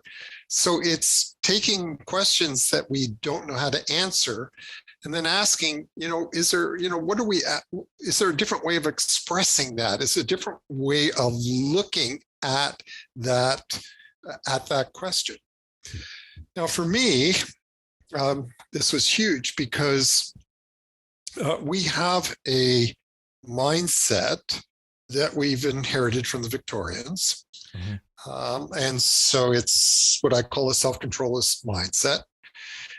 And so we think that children need to learn how to exercise self-control. That was the essence of John Watson's whole approach and why he was a thoroughly Victorian when it came to talking about behavior. He says at one point, if you want your child to develop self-control, don't hug them. A firm handshake will do instead. I've got it. So let's say now I'm a parent or I'm a teacher and I've got a kid that's really, pushing my buttons. And I right away think, this is a kid that needs to learn self-control. And if he doesn't learn self-control, then he's going to, like that teenager I mentioned, you're going to pay the price for it later in life. So you better learn how to control these impulses, buddy. But if we reframe that behavior, if we see it as stress behavior, then our whole perception of the child instantly transforms. So how do we do that? Well, one of the ways we do it is we get our parents or our educators to ask two questions. Why? And why now? Now, what we're trying to do there is insert a pause so that we don't respond with anger or irritation. I want to return to a point I was making before when we were talking about Schore's influence on limbic resonance. One of the points that he makes is that what we're feeling, so what our emotions are deep inside our limbic system, leak out. They leak out in our voice. They leak out in our eyes. So if I am angry with a kid, it doesn't really matter what I say. That anger, I can say all the right things, but the anger leaks out. I was working with one teacher and we filmed him, and he's saying all the right things. He'd memorized the script and he's clenching his fist like this as he's talking to the kid. And of course, you look at the kid and all the kid's looking at are the two fists. So what we want when we reframe, the reason why we're doing it is if you suddenly see that this is actually a stress behavior, that this kid is seriously overstressed for whatever reason, your own limbic system, your own amygdala instantly turns off. Your own alarm turns off. You now whereas before the arousal was blocking your empathy. So now by getting into that state of reframing, I can actually, the messages that I'm sending the child are messages of safety and security. And that, I believe, I was thinking when you were explaining the role of psychotherapy, those are the messages which the psychotherapist is sending to the client, that you are safe, you are secure. And this is not, and it doesn't matter what the hell you say as a word. The words are what that patient who's come to see you and is in this state of distress, they are tuned to your nonverbal cues. A kid who's overstressed is tuned to your nonverbal cues. That's all they hear. They don't hear the words. So I took reframing. I took aspect shift, which looks kind of like a what we call blue brain. It looks like a cognitive thing. Mm-hmm. And what I wanted to do was I wanted to say, no, it's more than that. It's both cognitive and emotional. Mm-hmm. It's that when I see this differently, when I understand this differently, everything I feel is different. Mm-hmm. And now I can have that connection with the kid, the relationship that you were talking about, because what the child hears or the teenager hears is the messages of safety and security. So that's how I tried to develop aspect shifts. Yeah, no, it's interesting. I hadn't thought of it in that way, obviously, of using that concept with in a kind of therapeutic mold. So I do like how it's rooted in that kind of philosophical kind of underpinning. You say that the self-reg is emotional and not a philosophical exercise, right? Which is, I think, a little bit what you were just saying there at the end. Maybe just say a little bit more of, how do we see this, or how do we understand it as emotional, and not as, some kind of, theoretical or cerebral kind of thing. So I became really frustrated with philosophy. So I was, I spent half my time teaching advanced courses in philosophical logic and half my time teaching psych. And in the psych courses, everything we were doing was about, well-being. And in the philosophy courses, it was like, I don't know, almost like a game, logical games. And so I started to do this thing where I said to myself, sorry, is that because you were in analytical philosophy and not continental? Absolutely. No, seriously, it is, though, right? I had to get that joke in there. I don't know if people are going to get that joke, but it's true. I've had a handful of philosophers on here now, and then so listeners at this point will understand I think kind of the big difference of continental and analytic. So I had colleagues that were teaching continental, and they were teasing me all the time, saying, well, you're just in the wrong school of philosophy. Sorry, go ahead. Sorry. But I think there's a deeper point, and it's what I'm trying to do when I'm reframing in that chapter, Reframing Human Nature. Mm-hmm. I think we're both. And so in self-reg, we talk about the blue brain, meaning the executive functions, for example, and the red brain, the limbic system. Yeah. I should just quickly tell you where that came from. So we were studying that anterior cingulate. We were studying the flow between prefrontal and limbic. And it just so happens that the convention in EEG, we were using dense array EEG.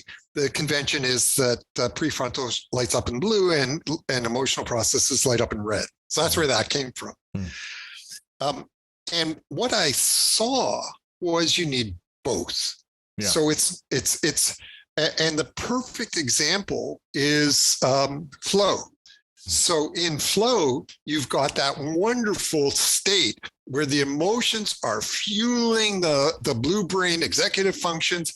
And for as long as it lasts, you can do amazing things. So I didn't want one or the other. I wanted to combine them. And I really wanted to reframe this view that we've inherited that man is a rational creature. And I wanted it to be seen that man is a rational creature, or humans are rational, irrational, and sometimes just damn crazy. Yeah. I mean, that's definitely how it is. I mean, that's the human condition. That's the human condition. Now, let's go back to what you said at the top. So the problem is that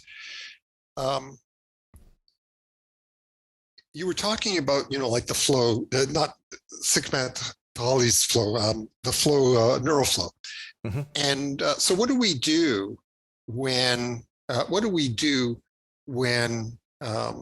red brain, when somebody's in red brain, or the whole country's in red brain? And if you think about self-reg, those 5 steps, mm-hmm. the first 3 steps are cognitive. Mm-hmm. The first three steps are, you're thinking, you're analyzing, you're trying to figure out, what's going on here. You're reframing. All of that is blue brain stuff.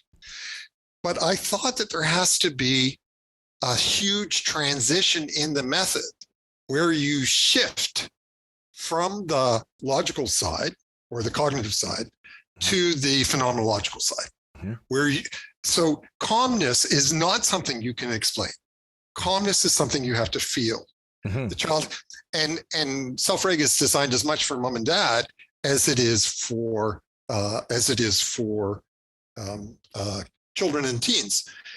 And then finally, the fifth step, restoration. So we're looking at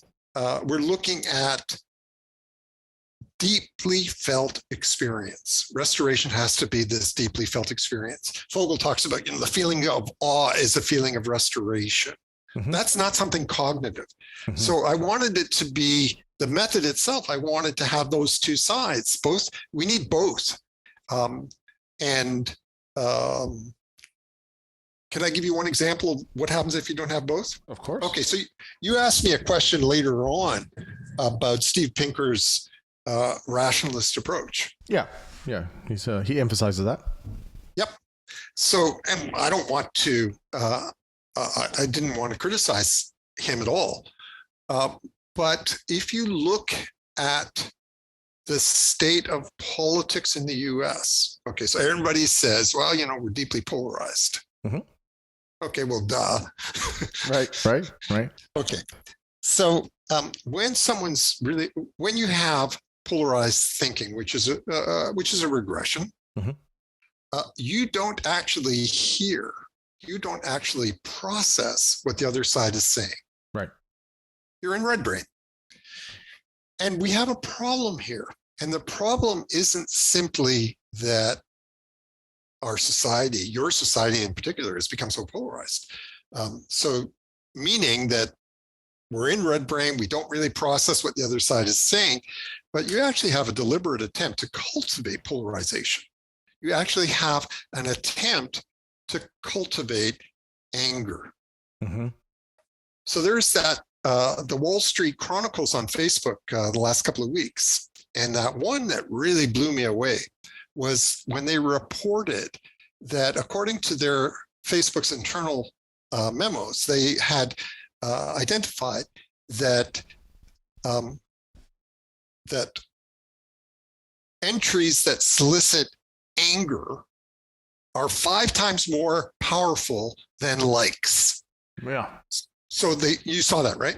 So no, I haven't seen it, but that is completely resonates with kind of my intuition about it, though. It makes a lot of sense in who we are as humans. That's we really gravitate towards those types of things.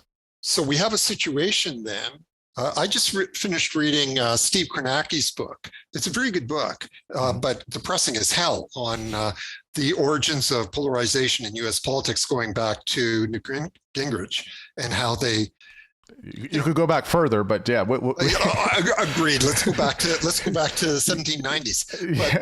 But, I would say there's a handful of it that definitely starts with some of the turn Nixon had, but you can even say some of it with Goldwater, but definitely with Nixon though there's a slight turn there and then onward. But anyways, yes.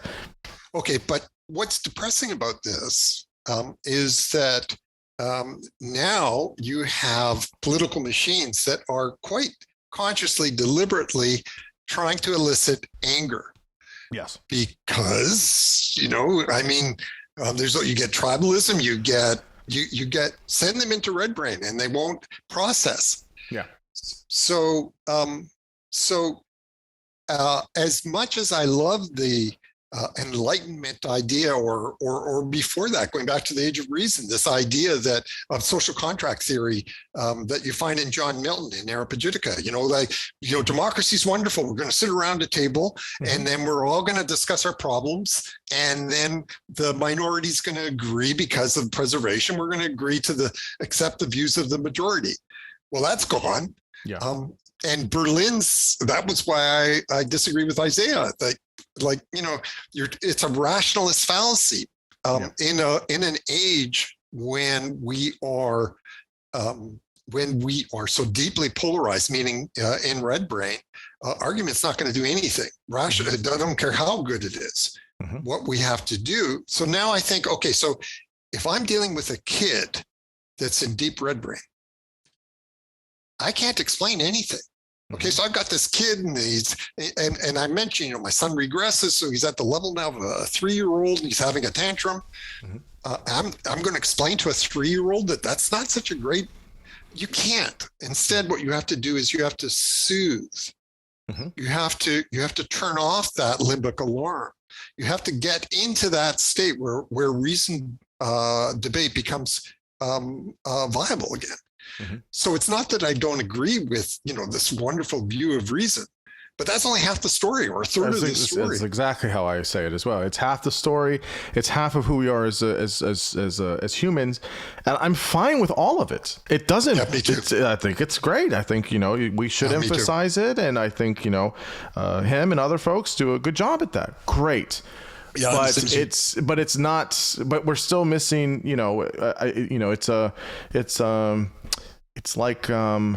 It's like the movie Dune, right? It's the part 1 of part 2, right? We need part 2 to see all the other stuff, all the other good stuff too. Okay, I haven't seen the movie, but I like the analogy. Well, the movie is split into 2 movies. It's part 1, part 2, and it's like, you kind of get to the end of the movie, and if you've read the book, it's just like, it's kind of the halfway point. It's like, oh, where's the other? How does the story end? That's kind of how it is, and I totally agree with you on that. I mean, I kind of liken it to I think I've used this somewhere else. The country is just kind of like a drunk, right? Do you try and have a reasoned debate and have a good conversation with somebody when they're drunk? No, of course not. You say, yeah, I hear you. All right, let's sleep it off and we'll talk in the morning.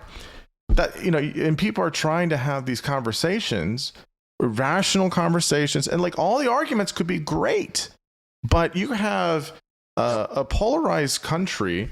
And people that weren't polarized 3 years ago are now super zealous about this stuff. Yep. So you have this, right in your categorization of this red brain, you have this high intensive, outrage and anger, wrapped with on all sides here, this pretty strong and sometimes pernicious ideological belief systems. I mean, it's very hard to try and be reasonable with anyone. And so, now I'll see people and my first question is, do you want to have a conversation? And if they're like, well, I just want to say, they start giving all these points. I'm like, I will gladly have a conversation with you, but I'm not trying to have a debate. I'm not trying to win points. I'm not trying to prove you wrong or prove me right. I want to learn from you. Hopefully you learn from me. How do we have a conversation? And we might disagree on stuff, but how do we have that where we kind of push each other and maybe we consider some of our ideas? Yeah, most people don't want that. They just want they want the McDonald's of things, right? It feels good, okay, but it's not nutritious, and that's I think what a lot of it is. But that's what happens in red brain. Yeah, absolutely. So we got to get them out of red brain. If that's going to be viable, we have to get them out of red brain. It's so difficult. I'll say this: water. It's difficult at scale. It's very hard. It's very hard. And I think that's one of the things that, that's the project, right? That's how do we do that? And, I think that's why we're doing this podcast. That's why you have one conversation at a time. So, yeah. Okay. So let me ask you about temperament, because this is something that's interesting here. You mentioned it as well. How do you define temperament? And you say that it's ever changing and evolving. And I have some questions about that. So tell me how you identify it, and define it. And then why do you see it as this kind of ever changing thing? So I didn't want to say that it's ever changing. Okay. I wanted to say that it can change. Okay, got you. Okay. Okay, so ever since I can remember, I have hated determinism. Okay. And so I hated the idea that your future is fixed by your genes. I actually ran a think tank called the Council of Human Development. And that's all, we had all these guys coming around saying, it's just a crock. Genes don't work this way, and okay. So we've had amongst our revolutions of the last 20 years has been this revolution in genetic theory, dating back to Gil Gottlieb's Synthesizing Nature Nurture, Evelyn Fox's The Century of the Gene. So what really bothered me was this idea that temperament is somehow genetically fixed. And you know all the arguments. Well, you see the same temperament as Uncle Joe, or I've got twins that were split at birth and they got the same temperament. And what we found was that so you get these patterns developing of how a child deals with stress. And so it could be, let's say, avoidance, or it could be that the child is sensory craving. So you get these various behavior patterns. And by around the age of 2, those are starting to get entrenched. And so we use dynamic systems theory terms. We call it an attractor. And what that means is that there's a very high likelihood that if a child, we use various terms to describe temperament at 2, there's a high likelihood that we'll use the same terms when they're 6. If they have it at the age of 6, there's a high likelihood that they'll have it at the age of 10, and then it's become very entrenched. But these are fundamentally ways of dealing with stress. Now, Steve Porges did an amazing study where he looked at temperament in terms of vagal tone. You asked me about that. We won't talk about Porges now, but I mean, this was one of his major contributions. And what he found was using Thomas and Chess's temperament scale, kids that would be identified as a bad baby had low vagal tone. Kids that were good babies had high vagal tone. Okay, so what does that mean in English? So what Porges was looking at was this balance, this homeostatic balance between the sympathetic nervous system, which burns energy, and the parasympathetic nervous system, which recovers, restores energy, repairs cellular damage, and so on.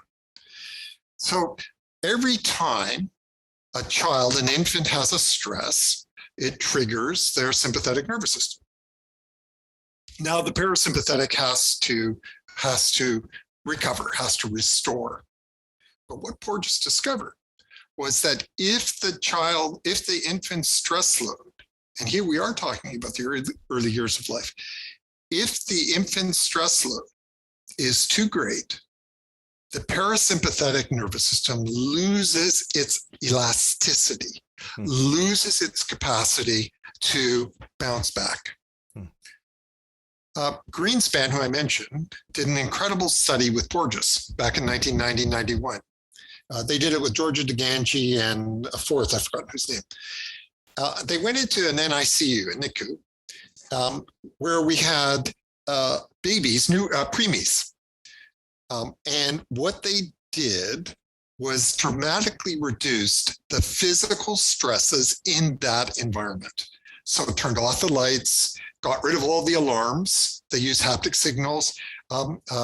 They trained the health professionals to walk slowly, speak quietly. They coached the parents. And what they found, okay, so what you're doing is, remember, the definition of stress is anything that requires the brain to burn energy. What they found was these preemies, because they have delicate nervous systems, were burning way too much energy trying to cope with all the stresses. By reducing the stresses, the physical stresses, the baby now has more energy for growth, metabolism. And so what they found was they cut the hospital stay in half. Babies grew better, grew faster, were healthier. All of the health indices were stronger. Okay, so this was actually the study that launched 0 to 3. And that's a huge study, right? So what Porges discovered was that temperament is really a reflection of stress, how much stress that kid's been under, and how they deal with that stress, how they manage the behaviors they develop to try to cope with their stress. Okay, so then why do we say that temperament is something that in principle could be changed, because through the 5 steps of self-reg, what we're trying to do is, I'll give you a great example. So what we're trying to do is give the child the tools for managing their own stress in a constructive, in a growth way, not maladaptive. So we had a little guy, this is as good an example as any. We had a 3-year-old that was socially aversive, shut down. And so the therapist worked with him and he became our star. Anyways, we had to do IQ tests on every single kid, just as because we were doing a randomized control. And so we had to bring in arm's length psychometrician to do the study, and she doesn't know our kids at all. So we're in the little observation room, we're watching all this and we're thinking, come on, buddy, you can do this, because we're trying to prime her, right? If this kid does really well, maybe she'll be primed to see all of our kids doing really well. Okay, so it's a 45-minute test, which for a little guy in the spectrum is a long time. And he's sitting there and he hits around the 30-minute mark and he says, I have to jump. And so she gets a little bit annoyed because she's thinking, I got 20 kids I got to do today. And she says, you can jump in just a minute. We're almost done. And then you can jump. No, I have to jump now. And so what he does is he stands up and he starts to jump. And we're killing ourselves. We're watching all this. So he jumps for a couple of minutes because this was what the therapist our OT had worked with him. When you're feeling tension, jump, jumping's great. So he jumps, sits down, and finishes the test. This was a little guy who was overstressed by social interaction. So when he came to us a year before, he was shut down, literally shut down, learned helplessness. So that's an example of how we think if we can give them these adaptive ways of dealing with stress, that we can start to change temperamental patterns. That's what we had in mind. So I'm tracking with you. I guess my question here is, this is where I think some of this stuff starts to become really just about definitions and how people are people can end up talking about different things using the same words, or the same thing using different words. So I guess for me, I always saw temperament as a type of a style that somebody has. So I'll use myself. How I've been, or how I am now, is not too dissimilar from how I was temperamentally when I was 5. I've been pretty curious. I'm usually a very passionate person. I can be pretty stubborn sometimes. So on and so forth. Many things can change. My thoughts, my feelings, my beliefs. Many of those things are flexible with everybody, right? But there are some core elements that I feel are less flexible, very minimal changes, because you would literally have a little different person. Now, there has to be a core of someone that's a constant throughout their life. You take someone that's 85 years old. Well, what makes them has to be some constant, right? That's not the only thing, but it's I think a key thing. And maybe what I'm thinking of is not temperament, but maybe, core personality. So how do you kind of that's kind of where I'm thinking about it. Where do you kind of see, I guess, this in terms of terms, how we think of temperament as opposed to maybe personality, as opposed to maybe something else? How do you see it? Well, first of all, I do think you're talking about personality. However, I think your basic point about temperament is true. So what we're looking at is, I'll use myself as an example. When I was a child, I would shy away from social interaction when I was overstressed. And what I find today is that when I am really calm and in that kind of grounded state, I love social interaction. I love, I really like a party or a crowded restaurant. I get a certain kind of energy from it. Mm-hmm. Mm-hmm. But when I am overstressed, I can't handle it. And so I'll run away from the party, run away from the restaurant. And so what we wanted to do with kids is deepen their understanding of these temperamental traits so that they could manage it, so that they could recognize this isn't a time for me to go to the crowded restaurant or go to Chuck E. Cheese. So that's what we were after. Mm-hmm. Yeah, that makes a lot of sense. I like that framing of it. I think things are really nuanced and complicated, not because we want them to be, but just because they are. Yeah, they are. And that's so right. These things aren't this kind of panacea of this is me in all contexts with all people. Exactly. And so I like that. That's a good clarifying point. You mentioned Go ahead. I just tell you this. There are actually moments when I love to listen to Led Zeppelin. I mean, I love Led Zeppelin, so. But mostly I like listening to Mozart. Yeah, well, I like Mozart too. So yeah, that's right. That's right. You brought it up. So the vagus nerve, real trendy. I mean, I know people that really beat this over the head, and kind of, again, it's this one thing and it explains all things. It's the one ring to rule them all kind of thing. And so, how do you tell us what it is? But does it not, a one-dimensional way of understanding all things? How can we understand the role of it in an honest and balanced way, where it's not the all answers to everything kind of thing? So what is it? Why do people kind of, go pretty far with it? And how is the best way, do you think, we can understand its role for many things for us? Okay, so Borges's theory is that we have these two branches of the vagus nerve, the myelinated and the unmyelinated, one ancient and one modern, and that they are connected directly to things like our heart. We'll just use the heart as the example. Sure. And that was a big discovery, right? And that was important. And so what it was telling us was that when let's use as an example, somebody goes into fight or flight, or they're in heightened sympathetic arousal. So we can understand physiologically now why this has the impact that it does on heart rate, breathing rate, facial expressions. And so that was a big deal.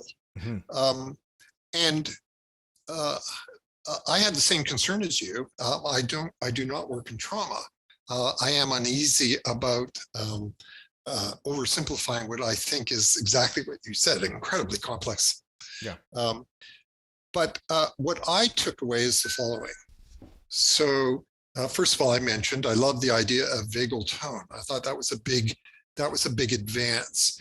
And so we began to look at vagal tone as an indicator of a child's stress load. And that's what is interesting here.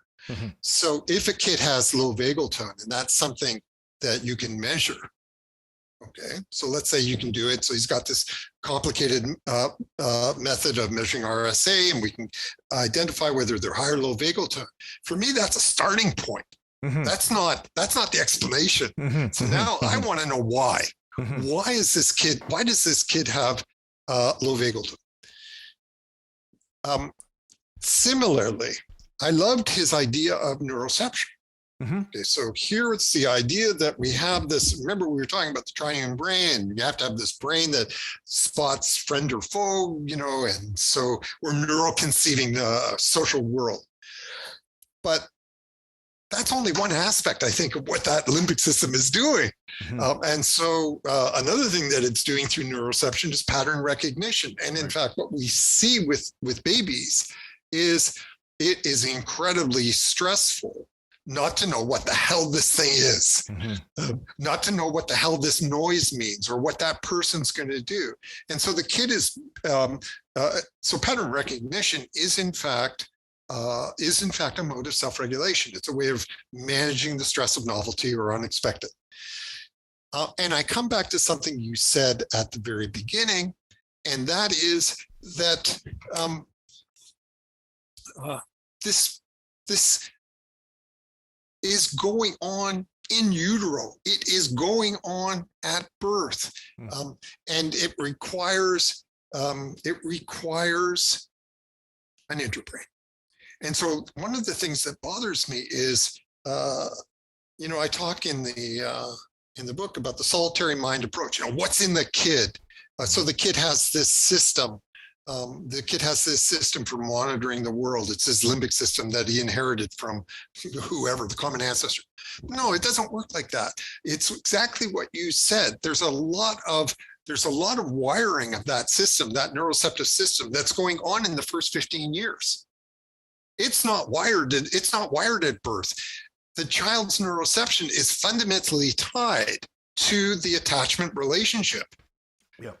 So I guess what I feel is, I think where you're heading with this, and nice ideas, great ideas, but shit, it's a lot more complicated. It's very complicated. I'll just make one point about that in terms of your aversion to genetic determinism. So I know this stuff gets real controversial, and I hate it. I've chatted with a handful of people on both sides of it, and I really kind of take a middle point here, like I do in many things. But it's if you ask me, I think there are genetic things about humans that are true. That they're the fact that I lost all of my hair at 22, 23. The fact that I stopped growing at 5'9", yep. all those things, right? Yep. And I think that does impact intelligence and education and behavior. It gets a lot more messy in those areas because there's more involved. But there's, of course, environmental and social component, but also a developmental one, because it's a kind of it's kind of a brainer kind of thing, where it's like, look, you're still developing till 26. How could you not have, you have many of the foundation set. Okay, fine. But there's so much of these other pieces that are still, we gotta put the framing, and we gotta put the drywall, and we gotta put the wiring, and we gotta put the paint and the carpet, and we gotta do all that stuff too. And that's this interplay. And okay, I think that's how we should see it. But people continue to fight this. so let me give a really concrete example of what you're saying, because I do agree. Okay. So we do an awful lot. We have a big problem up here in Ontario. I live in Ontario, and that is, it's called high math anxiety. And the province has placed a really strong push on developing math in young kids. What we've discovered is about 40% of 10-year-olds have high math anxiety. And that continues until then we retest again in grade 6, and it hasn't changed at all, hasn't budged at all. So it looks like once it's entrenched, it's entrenched. So I mentioned, when we do self-reg, we're always asking why. And so what we wanted to know is, why does this kid have high math anxiety? And for me, it was, puzzling, because I love math. And I had a sister who was a math phobe, a serious case. So we started to dig into it. Now, there is a genetic component here. And the genetic component we call mathematical cognition. And there are various dimensions of math cognition. So one of them, I'll just use one as an example. A sense of number. So that is something that, so what we see is that there are kids that really don't have a strong sense of number, or don't have a strong sense of magnitude, and these are deficits in mathematical cognition, which we assume are genetic. However, we also know that we have some incredible psychologists that have worked on identifying these deficits and strengthening these deficits. So where does the math anxiety come from? Well, what it comes from is a teacher, for example, who says, you're not trying hard enough. Mm-hmm. Everybody else has got this. Mm-hmm. And so they push the kid.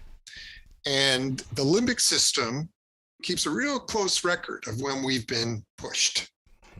And so now the kid becomes avoidant because he remembers the last time this was horrible and he's going to do anything he can to get out of math class. Mm-hmm.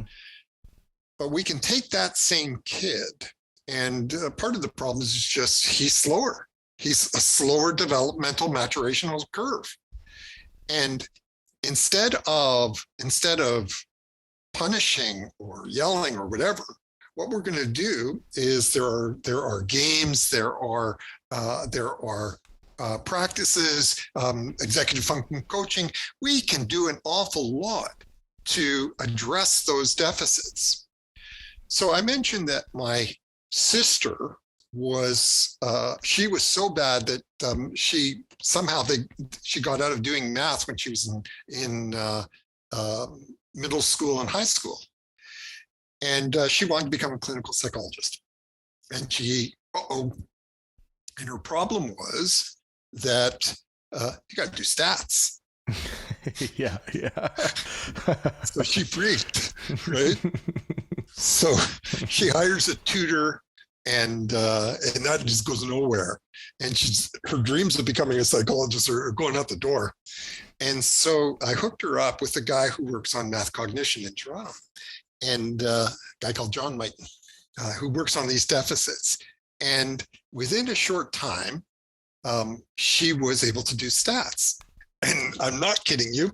She eventually became a professor of theoretical statistics. It's it's a great example.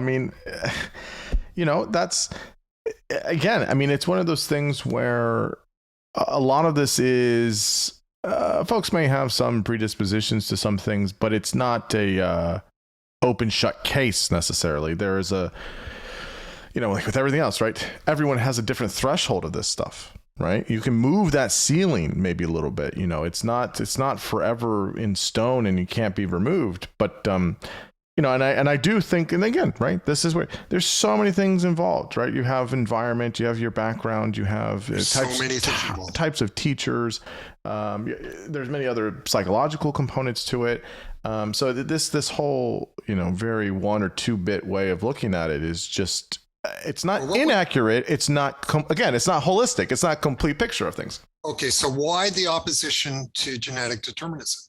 Because we want to say these outcomes are not set in stone. Mm-hmm. There's stuff we can do, and our field's getting pretty damn good at it. Oh, for sure. There's definitely lots of advancements. I guess my reason for it is that, a lot of people don't like this stuff, and I can kind of get it, but to me, it doesn't bother me, I guess, for me, because it's, of course there are things that are genetically true that are things that we might not like. I give my example of, losing my hair or whatever, and that's okay. But that's not the whole end of the story there. And for other things that are more messy, again, when you get to IQ and education and behavior, it's more, it's not as a kind of a hard and fast kind of thing. So I think that, some aspects of it are true. I'll say this. I don't think you can I don't think you can really approach or understand many of the things that we could do as a type of roundabout structuring or restructuring it if we don't have some acknowledgement or acceptance of some of the genetic components. And so I think it has to be this kind of holding both things in our hands at the same time kind of thing. Okay, so the question then is, and again, I agree with you. So what am I after here? And you made this great point when you were talking about your role as a therapist. Mm-hmm. And so you want them to feel safe. You want them to feel this is who you are. This is, and what I hate about genetic determinism is that it inspires judgmental attitudes. This kid is stupid. This kid is lazy. And the kid internalizes that. And they do it from a young age. And so what we want is we want educators and parents to see that whatever it is about your kid, right? So your kid's going to be bald, your kid's going to be bald. Right. And stop projecting, but what we want is to see the child, to recognize what that child is struggling with. Now, I want to go a step further. I love the book, The Myth of Laziness by Mel Levine. And Mel's point, and now I have a daughter who has ADHD. And so she was constantly being shamed for not trying hard enough, etc. And I knew even before I read Mel, I knew that she was working too hard. And so these kids are, and now what happens is that, just use one last little bit of science here. So we have this great paradigm called the dual task paradigm. And basically what the dual task paradigm tells us is that kids, that working memory can be consumed by worry, by anxious thoughts. And you need working memory for math, you need it for school, whatever. And you get a false read of a child's intelligence, a child's potential, when their working memory has been so highly constrained. So Stanley had a saying, which is what drives me in this area. You never know what a kid is capable of. So what we find is that when we start working with these kids that have suffered, that have been shamed, that have been punished, and we get them back into homeostasis, what we find is this kid's going to blow you away. I don't know where, I don't know how, I don't know, it's not, I can't turn him into, Stephen Hawking or whatever. Maybe, so we had this one kid that I can't show you, it's up on my shelves, but he was really struggling in school. And then it turned out that he could make the most incredible displays of First Nation life using Play-Doh. And now he's become a recognized artist, and he gave me one of them. So when we say the kid's going to blow you away, don't project. Okay, let him find it. Let him tell you but he will blow you. They all will blow you away. I totally agree with you on that. And that's why it's just the genetic stuff is only a part of it. But I think that there's so much that if you want to do the phenomenology thing, there's so much that we have to uncover within ourselves that we don't know. Right. That's the whole thing of life is there's that's why you wake up every day, and I think especially in development, especially when you're a kid or an adolescent, you're trying to find that, you're trying to really figure that out. And then when you get older, right, you can do this thing where, as I've gotten older, as I've realized is, I'll go back and revisit the same things I did and totally see it differently. And it has this almost bottomless piece to it, which is really, really wonderful. And so it is. I totally agree with you on that. It is. It really is. Yeah. Look, I'm 69, so I'm older than you, but I've kept all my hair. You're fortunate. I'm just starting to understand stuff, I think. Yeah. Okay, so a few more points on this section here, which is briefly. Let's go back to Wittgenstein again, and he has this response of this first-person psychological utterances. I'm curious for what that is and how you explain that. So,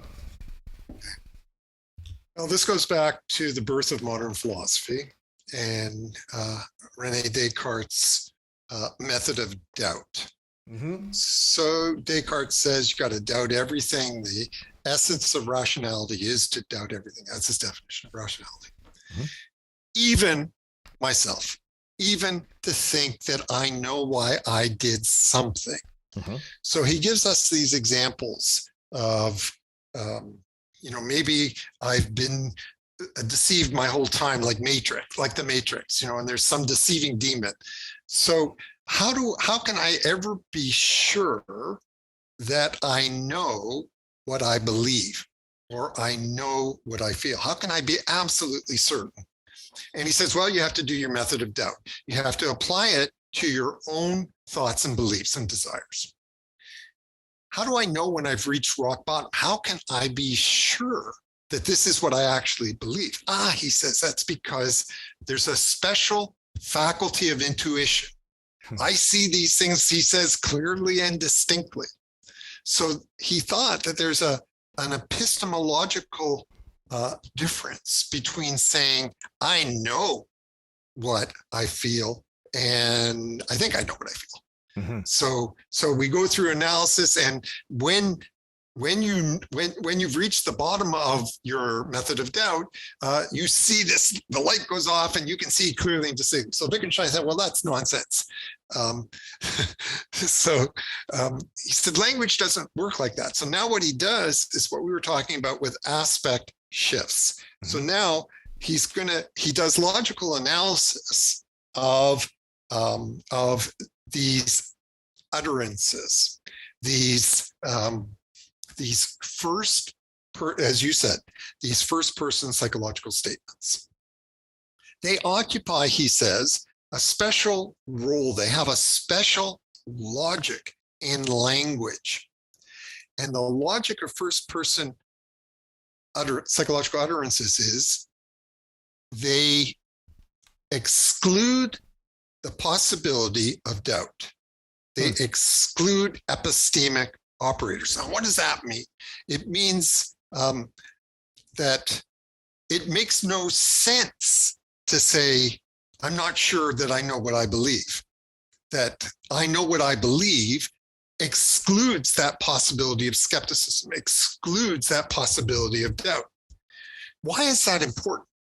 Because so what he's saying is there is this logical distinction between first person psychological statements and third person.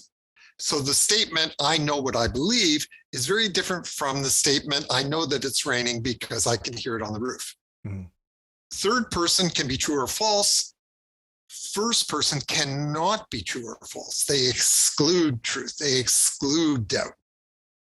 And that's why they are used in a very different way in language. So if I say, I know that that's what I feel, I'm actually using that. It's called a conversational implicature. I'm using that to make a special point, to lay emphasis that you can't question me on this. So there are implications when I say something like that. I am not saying I know that I believe that in the way that I know that it's raining. Is this clear enough? Okay. Descartes' mistake, according to Wittgenstein, is he thought all sentences have the same logic. They do not. The magic of language is that they have different logical structures, and that's why we use first-person statements to do things like to explain the strength of my conviction.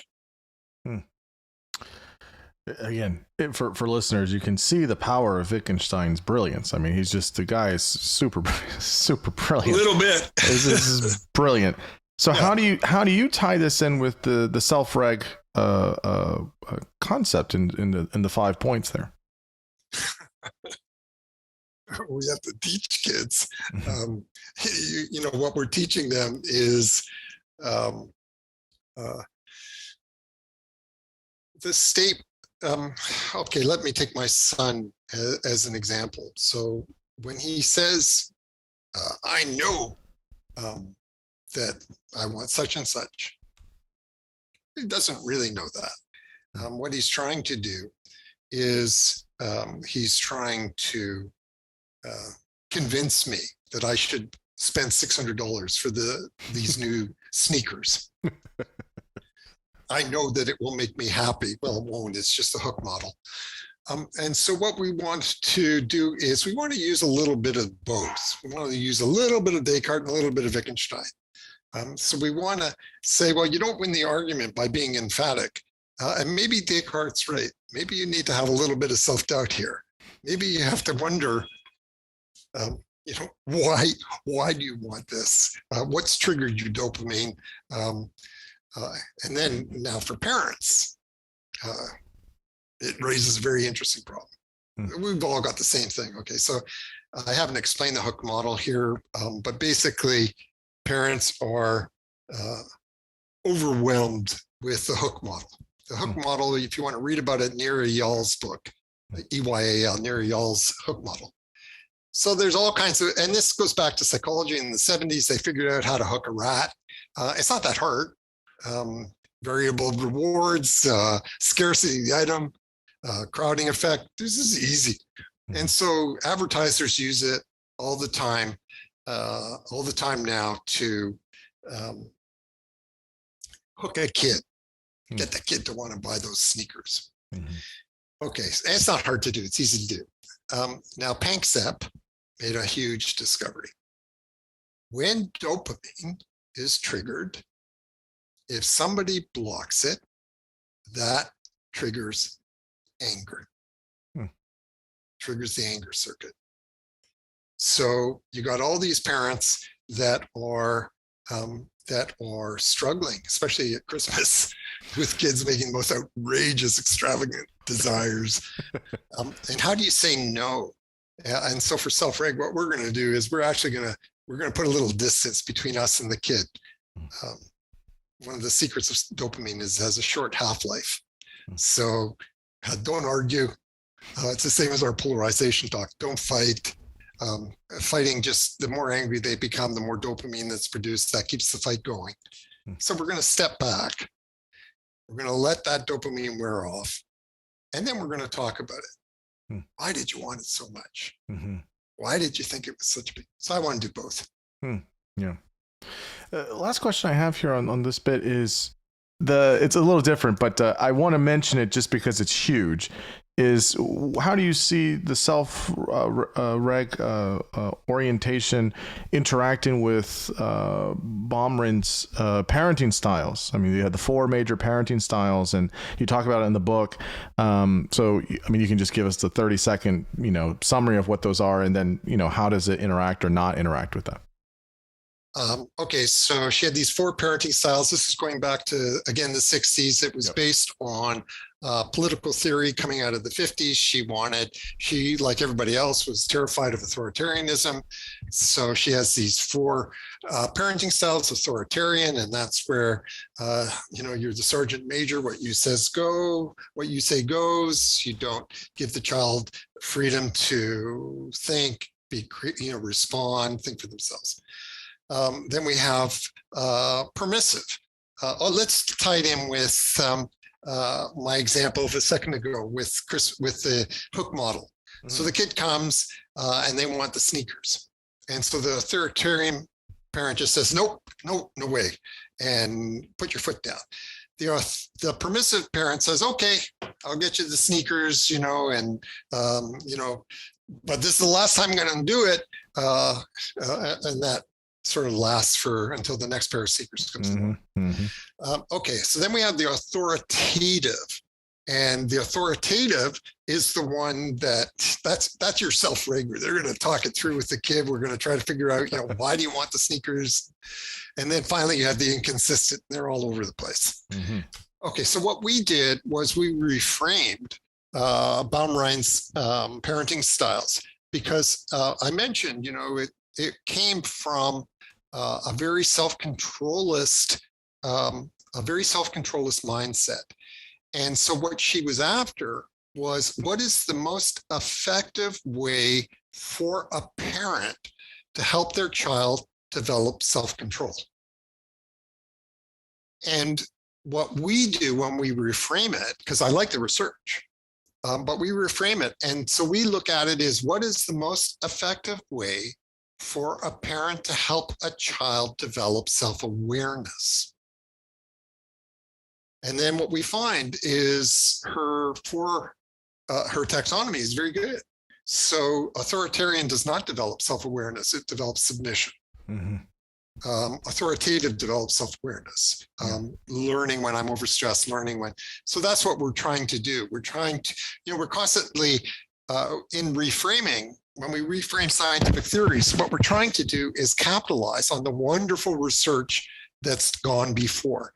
And so maybe we're going to put a twist on it, look at it with a new lens, but we don't want to say, well, that has no value anymore. Well, it has great value. We just want to see it differently. Yeah, no, I think I had a feeling that's where it was and kind of when reading the book, but I wanted to just kind of clarify it a little bit. So we've covered a lot of ground here. We've covered a lot of different things, and it's all been, super awesome. So I just want to, I could keep going for so much more longer. So, but I want to respect your time and energy, and then so I want to ask a few more questions here. Just on some of the other aspects in the book, you kind of give the last part of the book on kind of some of these bigger kind of domains, such as intelligence and academics and things like that. But I guess the thing that I want to ask is kind of skip to some of the stuff towards the end and talk about virtue, and so just kind of. Because I see that as kind of tying us all together, just kind of virtue homeostasis for people to flourish. How do we understand virtue? How do we have this it kind of ties back to the beginning of this kind of just society. Yes. So we can start with, again, we can have as our base. You can just briefly give us the idea of what Wittgenstein's ideas were about virtue and reason, and then kind of how you build off of that and how you define virtue and this virtue homeostasis. Well, my ideas about virtue were really influenced by Wittgenstein. And so his objection or his thinking about virtue is that, we've really over-rationalized it. So we see virtue, if you go back to Aristotle now, so virtue is it's when reason rules our emotions, rules our passions. And this, of course, actually goes back to Plato's, the whole idea that we have to build up the child's faculty of reason. And they had their own version of willpower, which is called thumus.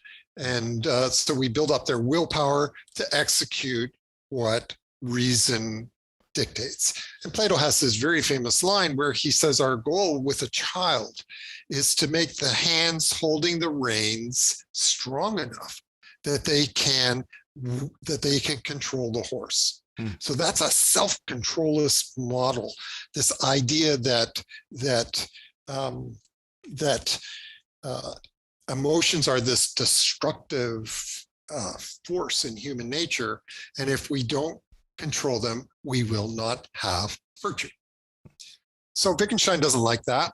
And so virtue has to be as much a function of what we feel as what we think. And to understand what he's driving at here, the example I use is, I don't know if you ever read David Copperfield. It's been a while. It's been a while. So David's mother dies, and he gets raised by his stepfather, Mr. Murdstone. Great name. And Mr. Murdstone is constantly preaching virtue, but he hasn't got one iota of compassion or sympathy. And so he is the epitome of cruelty. So virtue, without those red brain emotions, can turn into cruelty. We have to cultivate both. So then the question is, well, how do we do that with a kid? How do we cultivate both sides, the blue brain and the red brain? And the answer is exactly what you said. The answer is through homeostasis. So what we find is infants do have a natural proclivity to demonstrate empathy. They demonstrate empathy for their caregiver. They demonstrate empathy for other kids if they're crying. So our question is always, if I've got a child now that is not demonstrating empathy, that is bullying or cruel, I want to ask why. Yeah. I want to ask, and so we have a very famous saying in our organization that there is no such thing as a bad kid.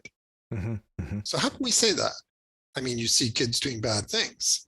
So what we want to know is what is blocking empathy? What is blocking? And it's the same with, say, that D-type caregiver, attachment caregiver. It's blocking that natural empathy. And the answer is stress, excessive stress. So what we hope is that if we can reduce the stress load so that that child can get back into homeostasis, and now in homeostasis, they will restore. So they're going to restore not just their energy, not just repairing their cells, they will be restoring their sense of compassion, their empathy. They will be restoring their sense of humanity. And so that's the point of the last chapter. It's to take restoration a further step. In light of what you and I were talking about tonight, this is getting pretty damn urgent now. Yeah, no, I absolutely. Can I just tie it back to where we started today? Please. So the very first question you asked me was why kids? And the answer turns out to be twofold: for the child's sake and for my own sake. Okay, so how do you become a just society? By loving children, by wanting to help all children. It brings out their empathy. It brings out my own empathy. And I have seen some amazing things in the work we've done. I have seen communities transformed.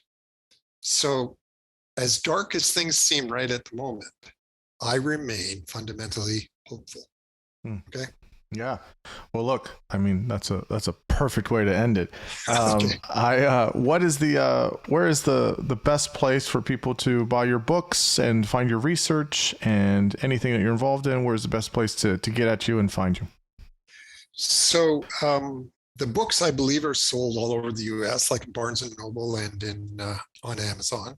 But the best way to learn about the work we've done in Canada is at self-reg.ca, self-reg.ca, and that has all kinds of free stuff. And then the stuff we're doing around the world is selfregglobal.com. So we're busy. Yeah, no, that's great. But tonight has been a treat. It's been tiring. You put me through my paces, but I really hope that people hear this. I hope that they hear both of us. I think that the stuff we've done tonight is important. So thank you. I can't agree with you more. You've been absolutely just a champion with your time and energy, and really just all of your insights are really brilliant insights, brilliant work. I can't say thanks enough for doing all of it. It has been such a wonderful conversation, and I greatly enjoyed every second of it. So big thanks. Good job, Xavier. All right.